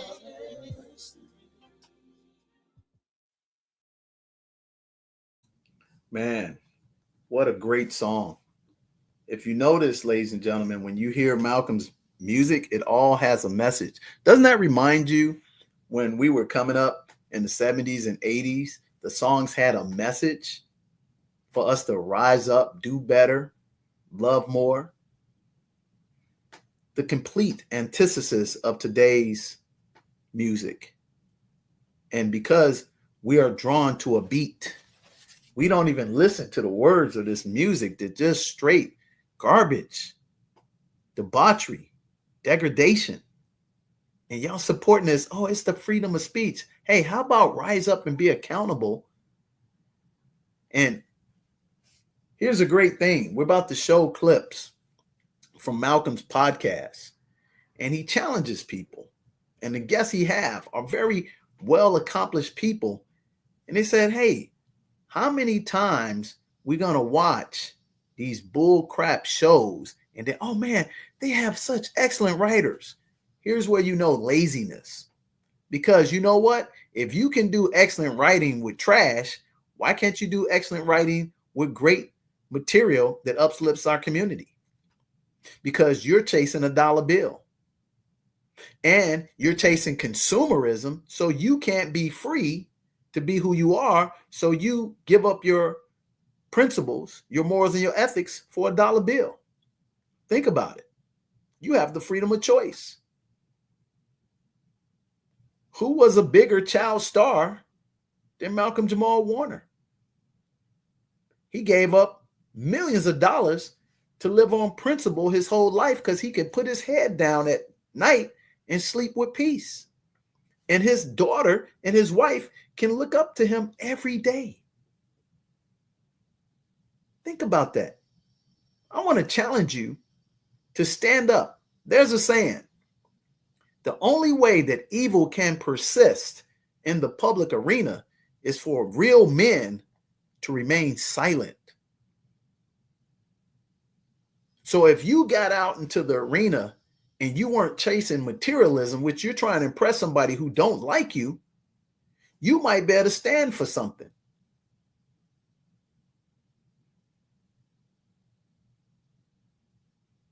That's the sad part about it. So we're going to queue up some shorts. Malcolm-Jamal Warner's podcast is called Not All Hood. And he has a very powerful professor that actually has been on a lot of his things. And I hope, here's another thing I want to challenge our audience, because we don't chase likes. We don't chase views and stuff. Because you know what? I don't need this platform to make a living. So I can tell you exactly what I believe in and how I live to uplift our community. We got the receipts, baby. So Dr. Daniel Black, who's been a professor emeritus at Clark Atlanta University for over 30 years, have done a lot of collaborations with Malcolm-Jamal Warner. And he's done collaborations where he's challenging us to do better and be more accountable to ourselves. And here's the thing that you got to understand, my non-brothers and sisters. We love you. And in your world, guess what? Self-preservation is the first and foremost thing that you ought to strive to have. So why would you think there's a problem when we strive to have love for our own selves? I don't understand it, but I do understand it. You know why? Because some of you are soulless and you don't want us to level the playing field to be equitable and just. But we're godly people and we love everybody. So how about you take a lesson from Malcolm-Jamal, because he had friends in your community, in our community, but he loved himself and he loved his blackness and he loved his black woman and he loved his black daughter no differently than you love yours. That's the American way. And our history is American history. There's no America without us. I hate to inform you. So, Nick, let's cue up the short. I want you to do two things for us in honor of Malcolm-Jamal Warner. I want you to make a donation to the Charles Drew Medical University in the honor of Malcolm-Jamal Warner. It could be $1, ladies and gentlemen. You're going to go put poison in your system and get a Pepsi, a Coca-Cola, a Sprite, and you're going to spend $2, $3 for nothing but liquid crack. How about instead of doing that today, tomorrow, and Sunday, and forget about this fake boycotting stuff, how about you invest in our community in honor of Malcolm-Jamal Warner? Can you do that for us? Nick's going to make sure that you have the information for Charles Drew University. And when you make the donation, be it $1 or $1,000, make sure you let them know that you're making this donation on behalf of Malcolm-Jamal Warner at a request of DJ the Money Coach, his peer, and had a moment in time where we had an interdependent, intersected life for supporting the university on October 6th in 2007. And if you don't want to mention my name, that's perfectly fine, because that's not what this is about. Then I want you to do us a second favor, ladies and gentlemen. I want us all to hit up the Nah Podcast and tell them, don't discontinue and stop this show. What you have to do is continue the show and the legacy to honor Malcolm-Jamal Warner. Because Candace, I hope you hear this. And Wasi, who is the other co-host, guess what? There's somebody else out there that can carry the baton on behalf of Malcolm-Jamal Warner. You know how I know? Have we ever had a favorite show, Nick, that they replaced the main character with a different actor and it was a little bit slow for a moment and people got right back in loving that character? Mm-hmm. Has that not happened? Happens all the time. All the time. Have you never had a great teacher that retired or something and somebody stepped in and did the same job, if not better? Mm-hmm. Yep, sure. I implore you, ladies and gentlemen, send them email, DM. Do not cancel that podcast, because here's the thing. Malcolm would expect you to continue that podcast. This is not a victim situation. This is a victory, because Malcolm is now with his maker. And you know what his maker is saying to him? Good and well done service, my son. And you know what, Malcolm? Your wife and your daughter are going to be well received and covered and protected, and your mother and your father and your brother, because of your work. Well done, my son. You've been a great servanthood leader for the community, and you didn't sacrifice your soul or your dignity for $1. You did it the right way. And I had to bring you home because I had more work for you to do. So, in honor of Malcolm-Jamal Warner, just two requests. Make a donation to the Charles R. Drew Medical University in Los Angeles, California. And if you can't make a donation and you live in Los Angeles, you know what? Buy a ticket and go to the Jazz at the Drew, and that contribution will go towards the university. Number 2, most importantly, everybody go to the Nah podcast. Nick, right now, pull up his podcast, and we're going to start showing a couple of clips. So you'll know what the podcast is. And this is the sad thing about it, ladies and gentlemen. And I got to be the first to say, I am disappointed in myself that I'd even know about this podcast until posthumously that Malcolm had passed away. However, I followed Malcolm on several other platforms, and I didn't even know he had this podcast. I saw him on The Breakfast Club. I saw him on other platforms, and I had no clue that he had this podcast. And I wish I have. And you know what I've been doing? I have been binge watching all of his episodes.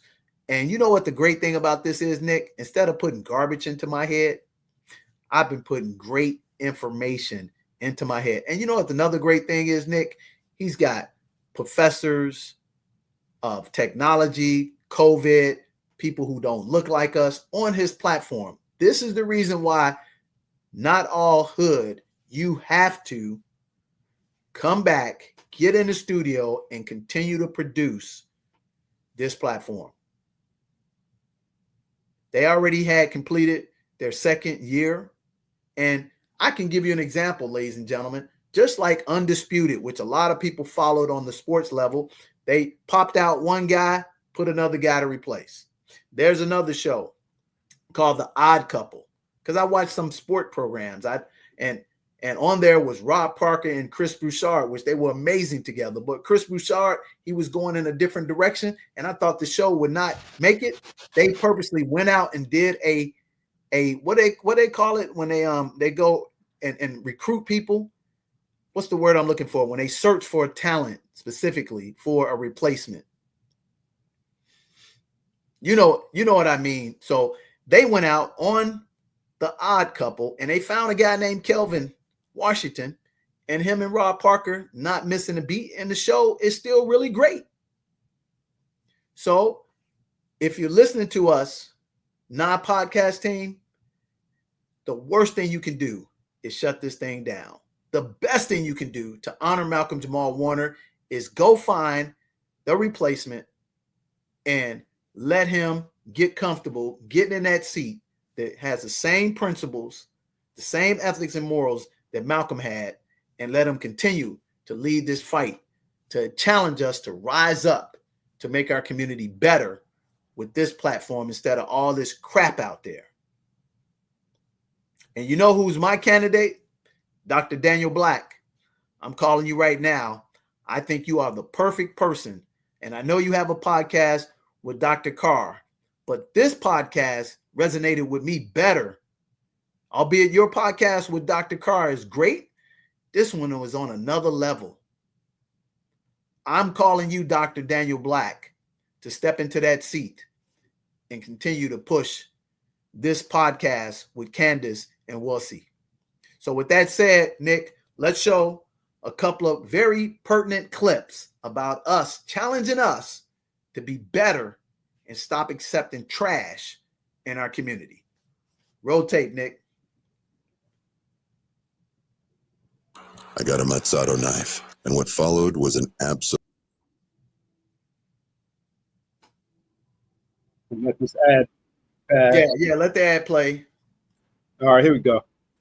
Roll tape, ladies and gentlemen. This is a short clip from a very important guest. And you are parsing. I am parsing it, and it is self-hatred at its best. Okay. I mean, again, I always use these animal analogies. You know, when a small gazelle is coming up, do the big gazelle say, leap further than me? No, leap like me. Yeah. Follow me. But is there the because it can also be looked at as I'm amazing. Yes. Be more amazing than me. No. Or it could also be looked at as I've been on drugs all my life. You got to be better than me. It's not better than you. Okay, so maybe it's just the phrasing. It is the phrasing. And I know the words are very important. So that's sure, I guess if you had a parent who was on drugs, right? To look at the child and say, I don't want you to be on drugs. think it's absolutely healthy. Okay, I see what you're saying. I think that's absolutely healthy. But I think that's the statement of be better than me is an invitation for our children to erase. Right, and assign a really low value to who you are. Absolutely. Okay. And thus to who they are. Right, because they come from there. And then the other thing that's really dangerous is if they're not supposed to be, because when we say be better than me, fine, then you're not my example. Right. Then who is? I see what you're saying. So if it's not you, because you want me to be better than you, okay, who's the one who's better than you that if I follow them, I do well? Who is that? So in one way, it could be a challenge, right? Like this is the bar, and I know we're saying the same thing, but I'm trying to go at it another way. This is the bar that I've set. I challenge you to raise that bar. But see, that's a problem. I don't challenge you to raise that bar. I challenge you to establish the bar of your own excellence, not in comparison to me. Okay, I'll buy that. Yeah, which is why I say don't name your son a junior. Now that I understand. I mean, I don't know if you have any philosophy on that, but I understand that because that literally is you've got my first, you've got my last name, you're just a second or third or fourth, and you're going to have that name. So out in the world, we might even get mixed up in the social security system or when it comes to our credit. And I think that that's too much to live up to, especially if someone doesn't see themselves. It's too much of trying to figure out who you are when you are named. It's really perfect patriarchy to me. Yes. It's the reason women don't do it. Exactly. Yeah, I could. It's male ego, really. Yeah, I understand that We want to point. remake ourselves. But yeah. Man, phenomenal. Roll the next clip that I text you, Nick. And we're going to play 2 more. And then I want you to find the clip the 2 days before he went on his vacation where he's talking about the flower in his ear that he got from his daughter on her birthday. We're going to close out that and we're going to bookend it with Asante Sana. So as you're watching Family Finance Friday, we're honoring the amazing Malcolm-Jamal Warner. And we're just asking you to do 2 simple things. Number 1, make a contribution to the Charles R. Drew Medical University in Los Angeles, California, so that we can get more Black men and women into the medical field. Number 2, reach out to Not All Hood, and implore them to not cancel this podcast, but to continue it to honor Malcolm-Jamal's work and say, hey, the perfect candidate to replace him is Dr. Daniel Black or somebody of that ilk. So with that said, here's another clip of another power episode. And how do you get them to do that? You start watching these podcasts. And like me, you've been watching because you won't be able to stop watching them. Trust me. Episode 3, season 1, spectacular. I've watched it 3 times already. Rotate.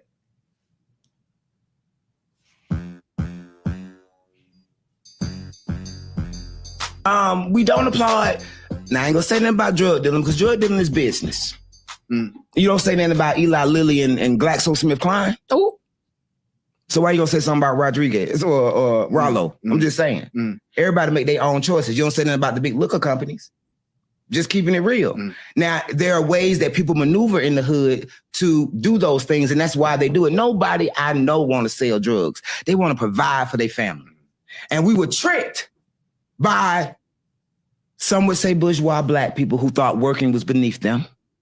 And we lost a whole generation of trade that other people came in and took that money and made millions off of, that we were the ones that Booker T. Washington, my high school, Booker T. Washington empowered these people with these trades to go back and empower their community and be the best at that. But then we got tricked. You don't want to be that kind of Black person working. We through with slavery. Like there's no honor in work. I love a garbage man. Oh, he get up every day. He makes sure my streets is clean, and he gonna smell good because he be riding that shit all the time. So he gonna come home, take 3-4 baths. You know what I'm saying?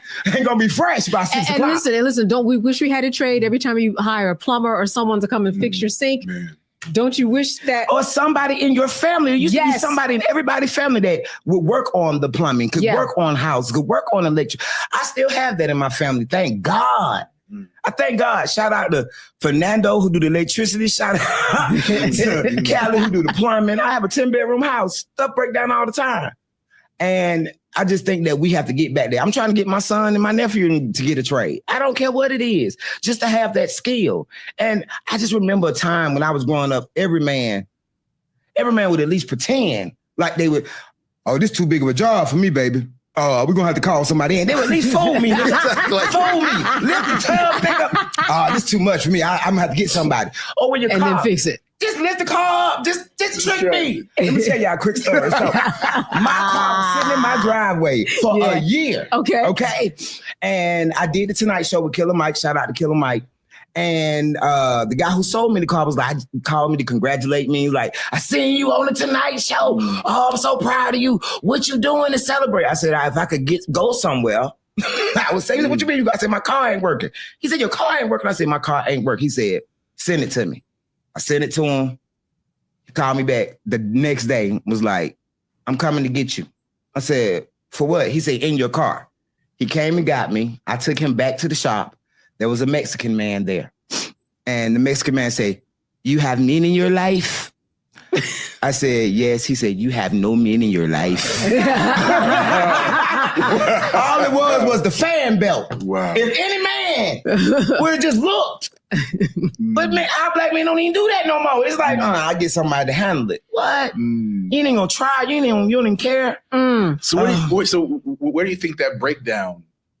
It became when we started dogging the working man.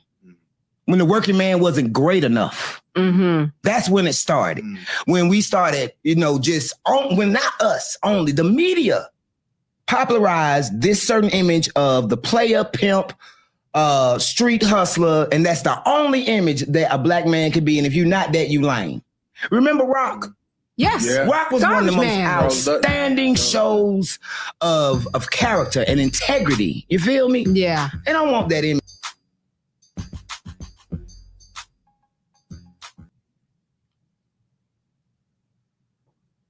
Nick, remember when I said they purposely took home economics and trades out of our schools?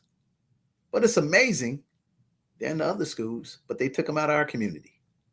They're slick, man. They're insidious. So I hope this episode, you will like it, not for us, and you will share it, not for us, and you will subscribe to Nah Podcast, not for us, because at this moment in time, we need a revolution. And revolution is just teaching us to do what we're supposed to do. In our community, ladies and gentlemen, I had a epiphany when I was in Zanzibar.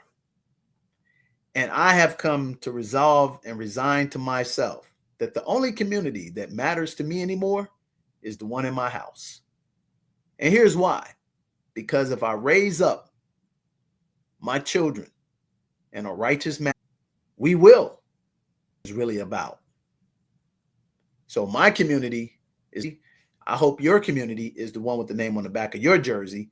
And Malcolm-Jamal Warner and I did on, you actually have an and then I highly encourage you to subscribe and binge watch all the episodes on Not All Hood podcast. And every time comment, please ask Dr. Daniel Black to step up and become the new co-host, since he was a regular guest on the podcast and he contributed to a couple of Malcolm-Jamal Warner's albums. What better way to honor Malcolm-Jamal Warner and continue to lift up our community than stepping up to the plate? It's not convenient. It's not comfortable. I know, Dr. Black, you got a lot on your plate, but this, just like us in Zanzibar, I didn't expect to be building an ecosystem in Zanzibar. I didn't expect just to go there just for a trip. And guess what now? God called me for a vocation. Denzel Washington said in the movie, American Gangster, do what you have to do so that you can do what you want to do, and get comfortable with being uncomfortable, because that's where true success lies. And as I always say, we go through 3 phases in life: struggle, success, and significance. Right now, Malcolm went through the struggle. He had amazing success the real way, and he created significance by touching universities, high schools, and kids. And he's left an amazing legacy. And you can honor that by just making a contribution to just subscribing to the Nod Podcast. And if you're feeling fortuitous, you can donate $1 or more to the Charles Drew Medical University in Los Angeles, California. So with that said, we're going to show one more clip, and then we're going to have Nick show Malcolm's last couple of days, honoring, just to show you the humility of the man, with his little daughter and the flower. And then we're going to close out the show with a poetry song with him and Dr. Black called Asante Sana, which is Swahili for thank you very much in Zanzibar. So Nick, roll tape, and then we're going to salute our brother in honor. You have put so much on the No, table. I'm sorry. I talk like that. Whoa. Let's just chronologically. I'm sorry. So Jamie Foxx dated Katie Holmes. Oh, can I go back further than that? Oh, you can. Okay. Yeah. I was starting most recent, but go ahead. Yeah, because I meant to stop you back before we lost some people. I admire killers. We need more of them. I'm against murderers. Can you unpack that? In the original Hebrew script is "Thou shalt not murder." Killing is necessary. Some people got to go. If it's between me and you, I just met you, I love you, but you got to go. It's just what it is.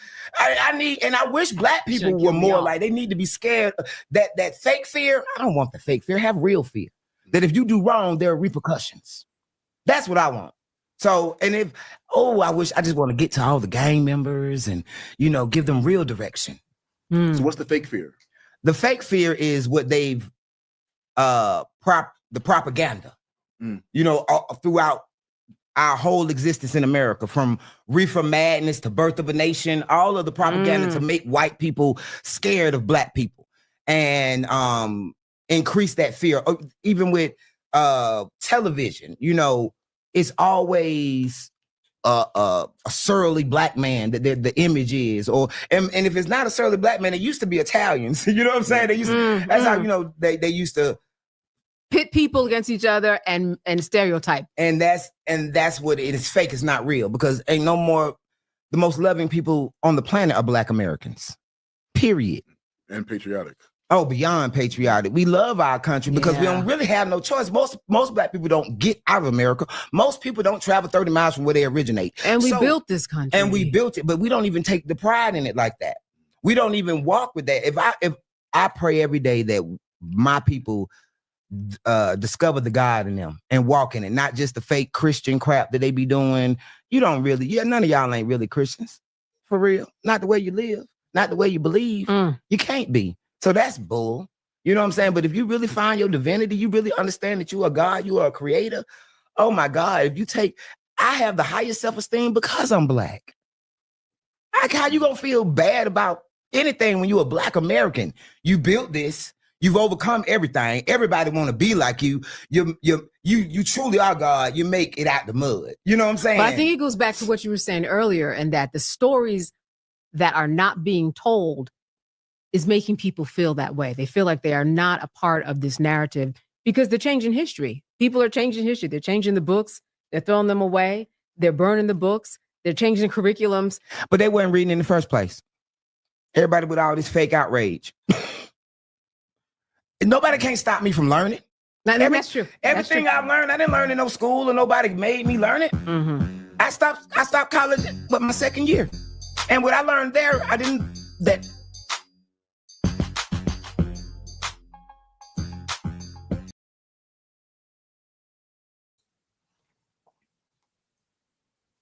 So, ladies and gentlemen, this last clip from the Nod Podcast is actually showing you how real connectedness that Malcolm-Jamal Warner had with Keisha Knight Pullman. And it's amazing. They really had a true family relationship, and their daughters were actually great friends. And he actually spent time with her and her husband, and their husband and wife, they got along, and he lived in Atlanta with them. And this is what real love and family and community is all about. So we're going to play this one, and then we're going to play the last video when he celebrated his young daughter's birthday. Unfortunately, a week later, he had the tragic, demise. But this is Family Finance Friday. We're honoring Malcolm-Jamal Warner. We're excited that he has become an ancestor, albeit we believe it was prematurely. But guess what? God makes no mistakes, ladies and gentlemen. So let's all celebrate him.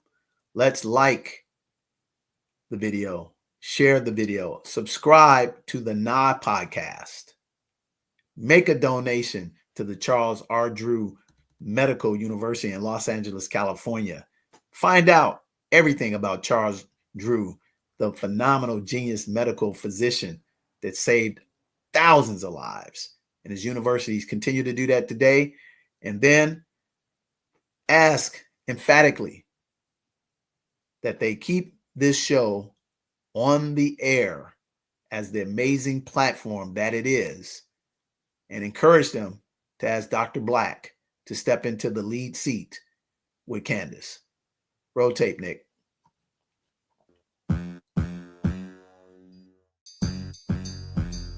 Even back then, you were very you were very intentional about keeping our relationship alive, right? And even times, I'm a little older, and I'm I'm in my 20s. I'm doing what you're doing in your 20s, right? So even Bakisha was very intentional about making sure I checked in. Look, I called you a couple times. You haven't called me back yet. Don't make me show up. Yeah. Right. It's not the Keisha that we see on the Cosby Show. It's a different Keisha. No. We're looking at a different Keisha. Let's just say that. But I think the thing is, that's who I am, though, as a person. When I love you, when you're in my village, first of all, it doesn't matter how much time has passed. Like, even if we don't speak to each other, the love never dissipates. And in addition to that, we pick up where we left off.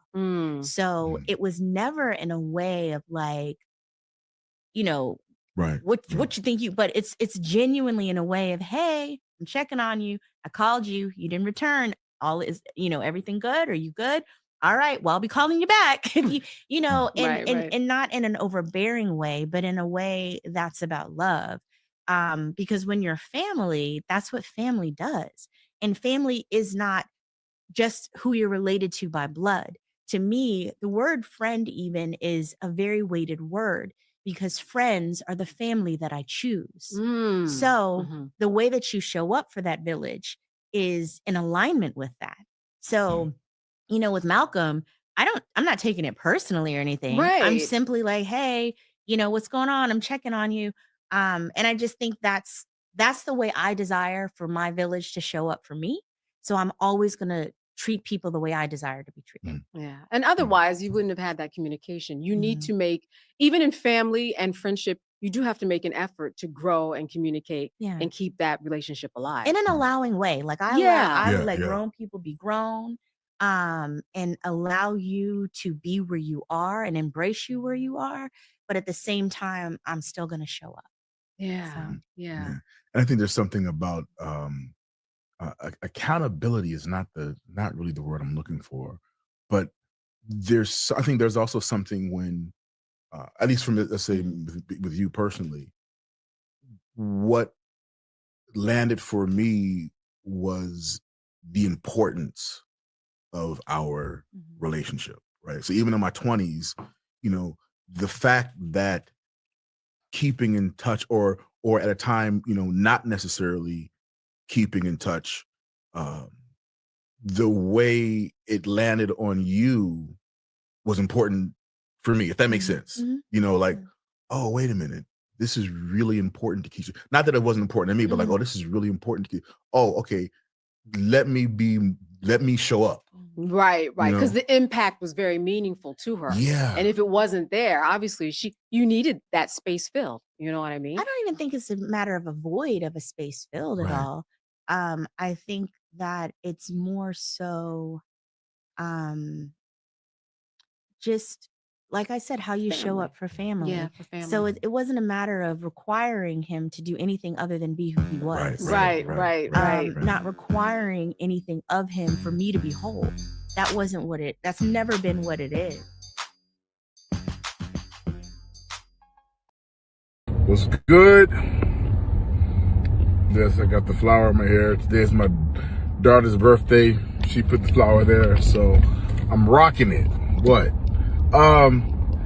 It's a beautiful day here in Atlanta. I just wanted to shout out and just spread some love and some good cheer. And you know, life is out here lifing, right? For me and for everybody else. But just wanted to remind you, as I remind myself, that no matter what's going on, there's always a reason to smile. Like if you just take a minute to stop and take stock, I guarantee you can find at least one reason to smile.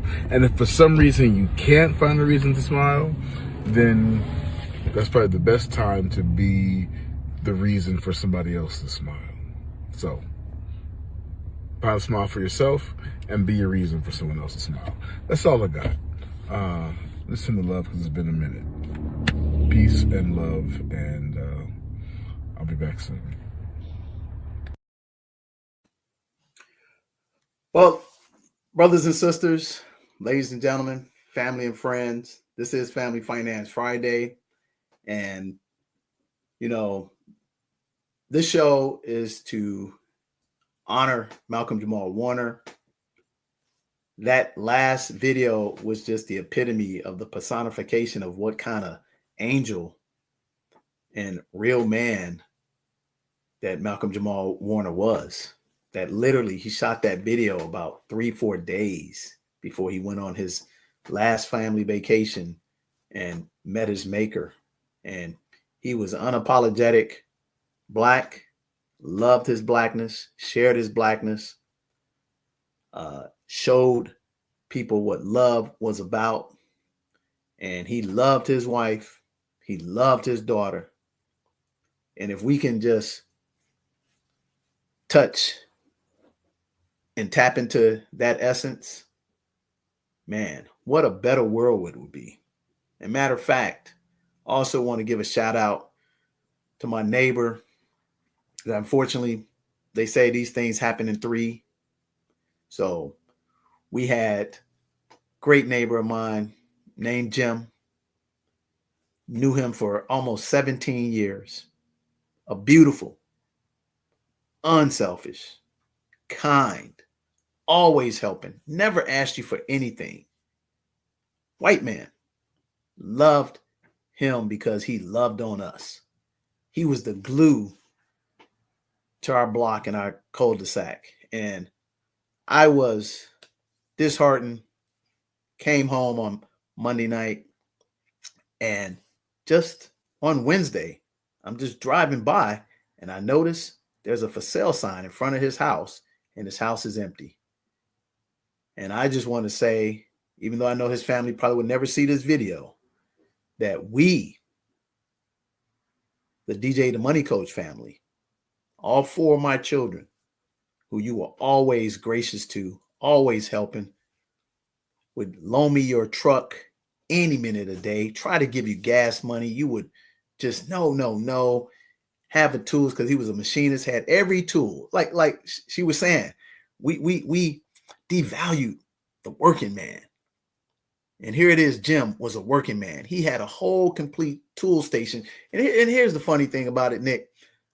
My namesake, my father, he taught me how to change brakes. He taught me how to change control arms. He taught me how to change the oil, change tires. He taught me all that stuff. Today, I'm ashamed to say my sons barely know how to do that because I didn't take the time to teach them. But we're going to change that. In honor of Malcolm and in honor of Jim. And if we had in public relations and race relations, if we had Malcolm-Jamal Warners of the world and Jims of the world, we would have nothing but peace and prosperity amongst the people. And what you guys got to know, this is the oligarchs and the 1%ers who want us to focus on hate and race wars, while they're stealing, pillaging from us insidiously. Because God made us all the same, ladies and gentlemen. He doesn't care about the color of your skin, the tone, the texture of your hair. He cares about your heart and your servitude to his kingdom. And just like Malcolm-Jamal Warner, and just like Jim, who for 17 years did inordinate amount of things, not only for me and my family, but everybody on our block. We got to rise up. We got to do better. If you know better, you got to do better. And you got to ask for forgiveness. And you got to provide grace, even when you don't think grace can come from you. But you got to take the high road, because at some point in time, you're going to need help. And some point in time, somebody's going to need help from you. And you want to, when God calls you to that glorious place in the sky, you want to hear the words, "Well and done, my faithful servant." And you want your children, just like Malcolm-Jamal's young daughter, who's 8 years old now, to have a smile on her face every time somebody engages her about her amazing, 100% Black, benevolent man, father, husband, brother, peer, actor, entertainer, but most importantly, activist for the community. So I'm going to pass the mic over to Nick Westbrooks, see what he'd like to share with us. And we hope that you found value in honoring Malcolm-Jamal Warner tonight. Nick, what you got for us? Well, I'll say that, just the show itself and preparing for the show definitely did a lot for me, as I was unfamiliar with a lot of the work, especially the activism that Malcolm-Jamal Warner did in the later years. I was definitely familiar with the Cosby Show, grew up with it. Although I wasn't alive when the show came out, I watched the reruns, growing up, as well as the spinoffs, in the shows that preceded it. And I also didn't know about his musical talents either. We've showcased Malcolm-Jamal Warner's music on this show previously, maybe within the past few years, within this time that we've been on this platform. That was my first time being exposed to his musical talents as well. So he was, certainly a Renaissance man, very multifaceted, well-rounded, and an example for myself and other young men to look to as an example. So grateful for his contributions, and his legacy lives on, just as we spoke about in our other programs. Bet on Black, we spoke about the significance and the importance of legacy, and Malcolm-Jamal Warner absolutely exemplify what legacy means and what it should look like. So that's what I have to say. So with that said, ladies and gentlemen, we want to celebrate Malcolm-Jamal Warner. We want to celebrate in victory Malcolm-Jamal Warner. So I want everybody to, take out the glass and let's drink in the honor of Malcolm-Jamal Warner, because he was more than a man. He was an angel that came down here to serve a purpose. And job well done to you, Malcolm-Jamal Warner.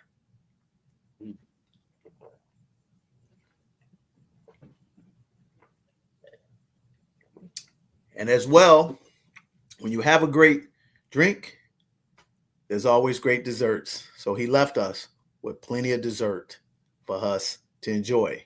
So God, thank you for Malcolm-Jamal Warner. May you continue to put your hands around his family. May you hold them up in their time of need. And may you let them know that it was a blessing to have him pass through this life, because his work has been done and there's much more to come from his legacy. So I salute your family, your friends, and your legacy, Malcolm. And thank you for having an opportunity to finance your debut album at the debut concert at the Charles Drew Jazz at the Drew, October 6, 2007, because it was a privilege to be side by side with a real man. So, Nick, with that said, we're watching Family Finance Friday. If you can do us a favor, let's just show a quick montage of Malcolm on stage at Charles Drew. Show us and show his album cover pictures that I showed you. And let's end with his very profound song, poetry, called Asante Sana with Dr. Daniel Black.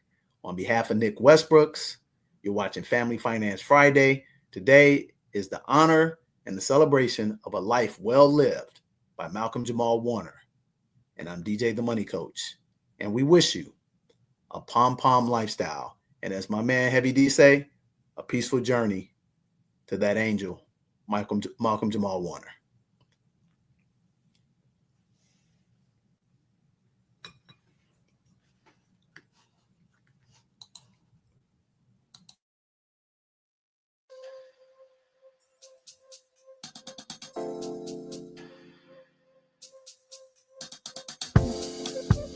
About it, Ghani, comrade. What? Still on that freedom shit? Word.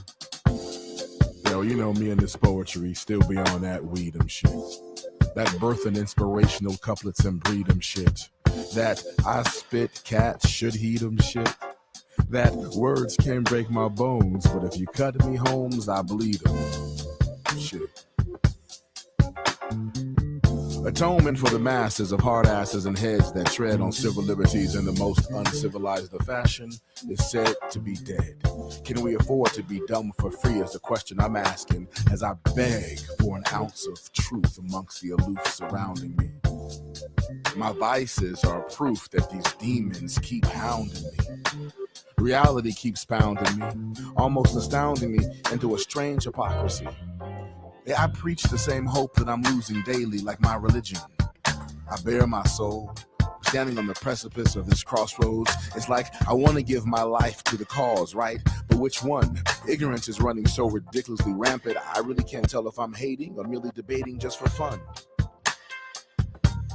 I do know my heart heaves heavy upon hearing the fluttering hum of the feeble footsteps of fear, stamping out the ferocious flames of our dogged desire and determination to outpace the perilous prophecy our captors have programmed to be our faith, and thus our fate. My soul's soul writhes with anxiety aches. Lies no longer need disguise when they start looking like the truth. How do you ignore the cries of ill-guided youth who spit dope bars of self-hate over beats that bang harder than strange fruit hangs? Meanwhile, her breasts hang and her booty bangs harder than the gun claps of rival gangs fighting over territory they don't even own. And in these magic cities everywhere, she feeds her babies based on her ability to shake what her mama gave her because her pops was too busy breaking in his disappearing act to save her from these mean streets that eat the meek in one swallow. Lies no longer need disguise when the truth is viewed as hollow through the eyes that need it most. We, descendants of stolen legacies, children of ancestors who could not be broken, bearers of brilliance and ingenuity, birthers and builders of a culture repeatedly robbed and ransacked to nourish the spiritually famine like a black woman's bosom. We who have become a pre-existing condition simply because we pre-exist. We who realize we are worthy. We are the guardians. We are the gardeners. We are the soil, we are the toil, we are the protectors of our seeds who need to be protected, who need to see true love and Black excellence reflected not through fame and fortune, but redirected through character and deed. And indeed, you who stands on the front line fighting to save the minds of our young, I just need to salute you, because you are the revolution we don't see on TV. Yet you are the revolution. Asante Sana.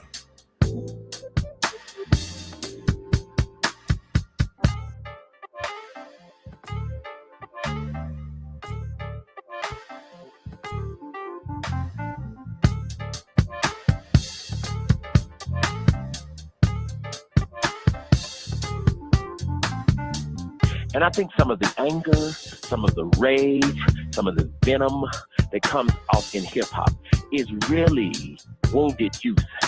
I can see it, or I can interpret as rage unrealized, as rage misdirected. And I think that means something in terms of the way boy been hurt by, been abandoned by. The music becomes the medium by spending a lifetime avoiding vulnerability. I think we're going to get this kind of truth in hip hop. We've not ever really had the freedom to include vulnerability as part of the Black father-son relationship. We've been so consumed with survival. We've been so consumed with trying to keep Black children alive. But what does this mean? Then what this means is we're still doing survival mode as a people. We see vulnerability as extra, as for the most part unnecessary.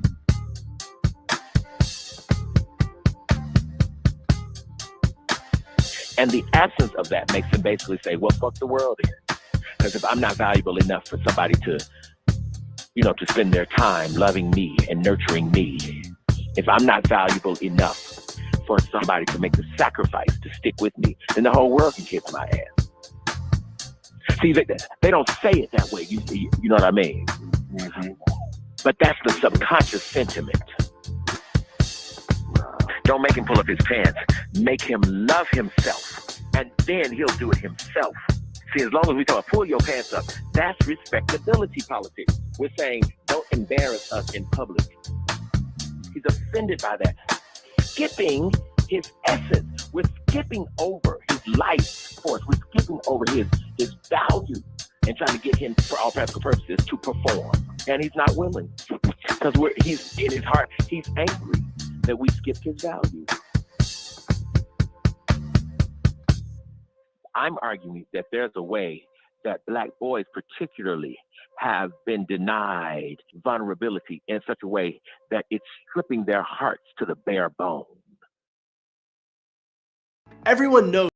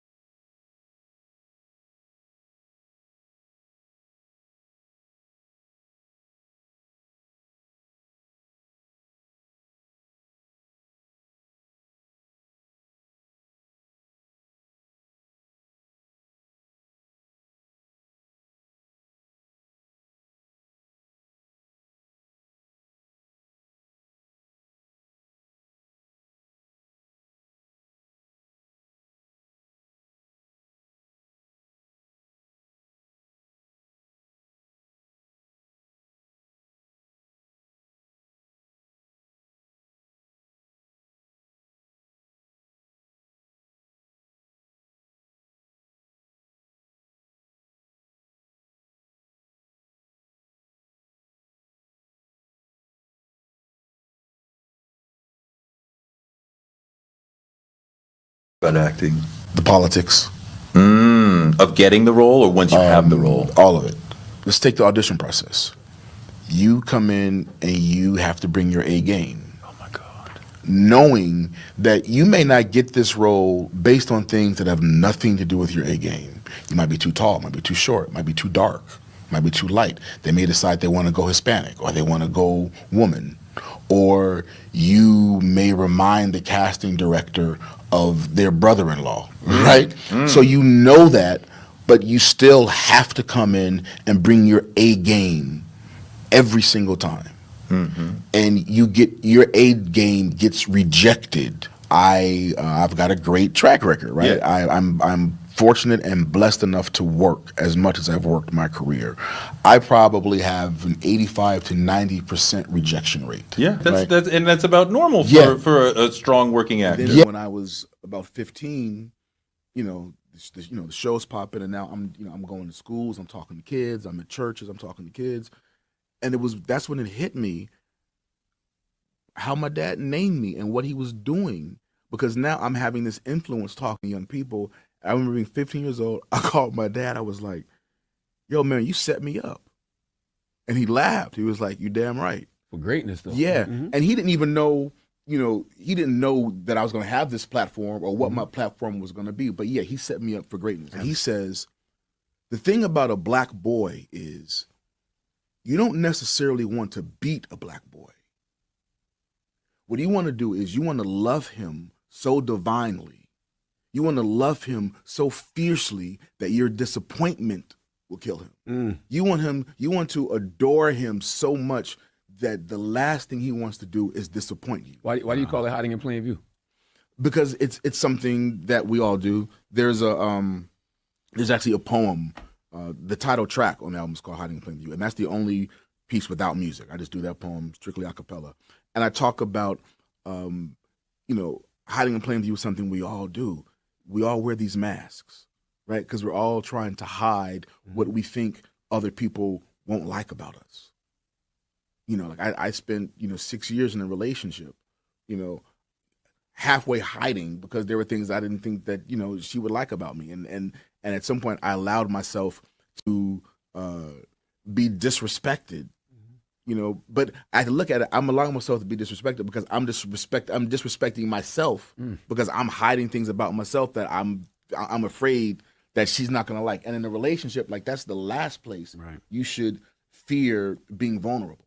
So that poem, Hiding in Plain View, is all about vulnerability and how vulnerability, vulnerability is a scary thing, even when you're on the mend. Black boys boast bravado not to seem broken, and often so do black men. The name, Not All Hood. Yes. Well, actually, so Not All Hood was the name came from our third host, Wayusi Baraka, and the reason for the title is combating the narrative of Black life, Black culture that the media focuses on, and that we're all one thing. Yeah, and the whole concept is we're not all hood. The Black community is not a monolith. There's so many levels and lanes to the Black community, and we wanted to have a space where we could acknowledge, discuss all of those lanes, because they're so varied in terms of our perspectives and our opinions and our ways of life, and we wanted to be able to have a place where we can talk about all of those things, discuss all of those things, and shed light on the not all hood aspects of who we are. There should be a moratorium on both of those words in hip hop because it's low-lying fruit. It's so easy. Everybody fucking does it to the point that it's corny. Like there are MCs who I love who I cannot listen to anymore because I love J. Cole. But I had to stop listening to J. Cole because I got tired of hearing nigga and bitch as much every two sentences because he's proven himself to be such a incredible lyricist that you think it's just too low-hanging fruit for him to use those words. I feel like the success of hip hop is predicated upon being anti-Black. Explain. Expound. When you listen to the hip hop that gets the exposure. Right? Conscious hip hop isn't getting exposure. The messages in hip hop that get the exposure are misogyny, murder, mayhem, and disrespect of fellow black people. Right? That's not all of the hip hop that exists. Right, but that's what mainly. That's what gets. Yeah, like you can't have a popular hip hop song without using the N-word. Or calling women horrible names. Yeah. It's like our black music has somehow become anti-black, and it's been so normalized that it gets right by us. And it just did with me. Yeah. The conditioning, the programming it's so powerful. Like in all of my poetry, I constantly talk about my love-hate relationship with hip hop. Spend more time on the negative. Of course. We could be in a room with 10 people and the one person over there who is negative, we spend more time on them. Yeah, it takes away from, Yeah, so and I think there were way more people who rocked with me on that than who didn't, but I spent so much of my energy on those who didn't. Yes. So I just wanted to just say shout out to to the folks who got it and supported me. And I will join you in saying, brother, I fully support you on that, because again, when you have the right knowledge, you get why. You get why it happened. You get why people don't like it. You get why it's going where it's going, and it seems like it benefits us when we use it. Oh, it's a term of endearment. I took it and made it into a positive. Right. I'm a slut now. Right. Word. Right. Really? No. I mean, again, we use it. I grew up in Compton. It became a part of our lingo. I get that. That's the indoctrination. That's the cultural norm. It's what we've accepted. Yes. But it shouldn't be, because alcohol and weed has become accepted as a norm in our culture. Beating each other. Gang banging. Okay, so is that normal? No, it's been normalized. It's not normal. Then they go into brother, nigga is actually from Negus, king ruler. Okay, see, cut it out. Right, knock it off. You are not no Ethiopian king. I think to that regard, it makes it even that much more crucial for us to really be on top of the AI game, so we know how to use it to enhance who we already are, what we already do. Yeah. Because if I'm a creative person, Yeah. I'm not going to let the AI take over my creativity. I'll use it as a foundation. Right. So now I can now instead of starting from a blank slate, now I've got a foundation, and now I can add my creativity. It's good. Let's get it equal. And then you're right. You are right that you're going to have to add that particular human element, and maybe that sets you apart. And I said, when you go into the grocery, the produce section, right, you don't see any bugs on their vegetables. You say, you don't want to be anywhere where you don't see any bugs on the vegetables. I see. Right? Right. Because if they're putting all of this, whatever they're putting into the produce to keep the bugs away, you're ingesting that. Yeah. And there is a necessity, I think, as people become more mindful, realizing, I'd be better off growing my own. You can't have the light without the dark. Felicia Rashad was here just a little bit ago. Does somebody like her, does she give you advice? It's funny you ask, because I called Felicia this a couple of years ago. Yeah. And I was kind of going through a period that I was having a struggle with hopelessness. Oh, okay. And it was just really, the world is just in a dark place. Yeah. And I called Felicia and I just asked her. She's always grounded and always centered. So I said, how do you deal with hopelessness? And she said, baby, baby, you just have to, I just have to remember that we've been here before. Right? She said, all this that we're going through, we've been through some version of it. She said, the light and the dark have to coexist. They always have, they always will. You can't have the light without the dark. Wow. And that really put things into perspective for me. So I may still have those bouts with hopelessness every now and then, but they're shorter. Okay. Because I remember that. Right. Life, it's fragile, and in the blink of an eye, you never know. You never know. So speaking of legacy, what do you hope that your legacy is going to be? It's a tough question, huh? Yeah, especially Kids help with the because legacy as question, right? yeah, I mean, Mhm. and because I'm 54, I think about that a lot. Mhm. So it's interesting. I remember my mother said to me one time that Mr. Cosby gave you immortality, Facts. That is very true. right? Mhm. So I know on one lane, uh, there's legacy there, but also because my life, those former years were always about life beyond Cosby, Mhm. right? So I feel like, okay, there's that legacy there, but then because I've had this full life, after that show, uh, there's another lane of legacy that I get to leave, and I'm still working through that.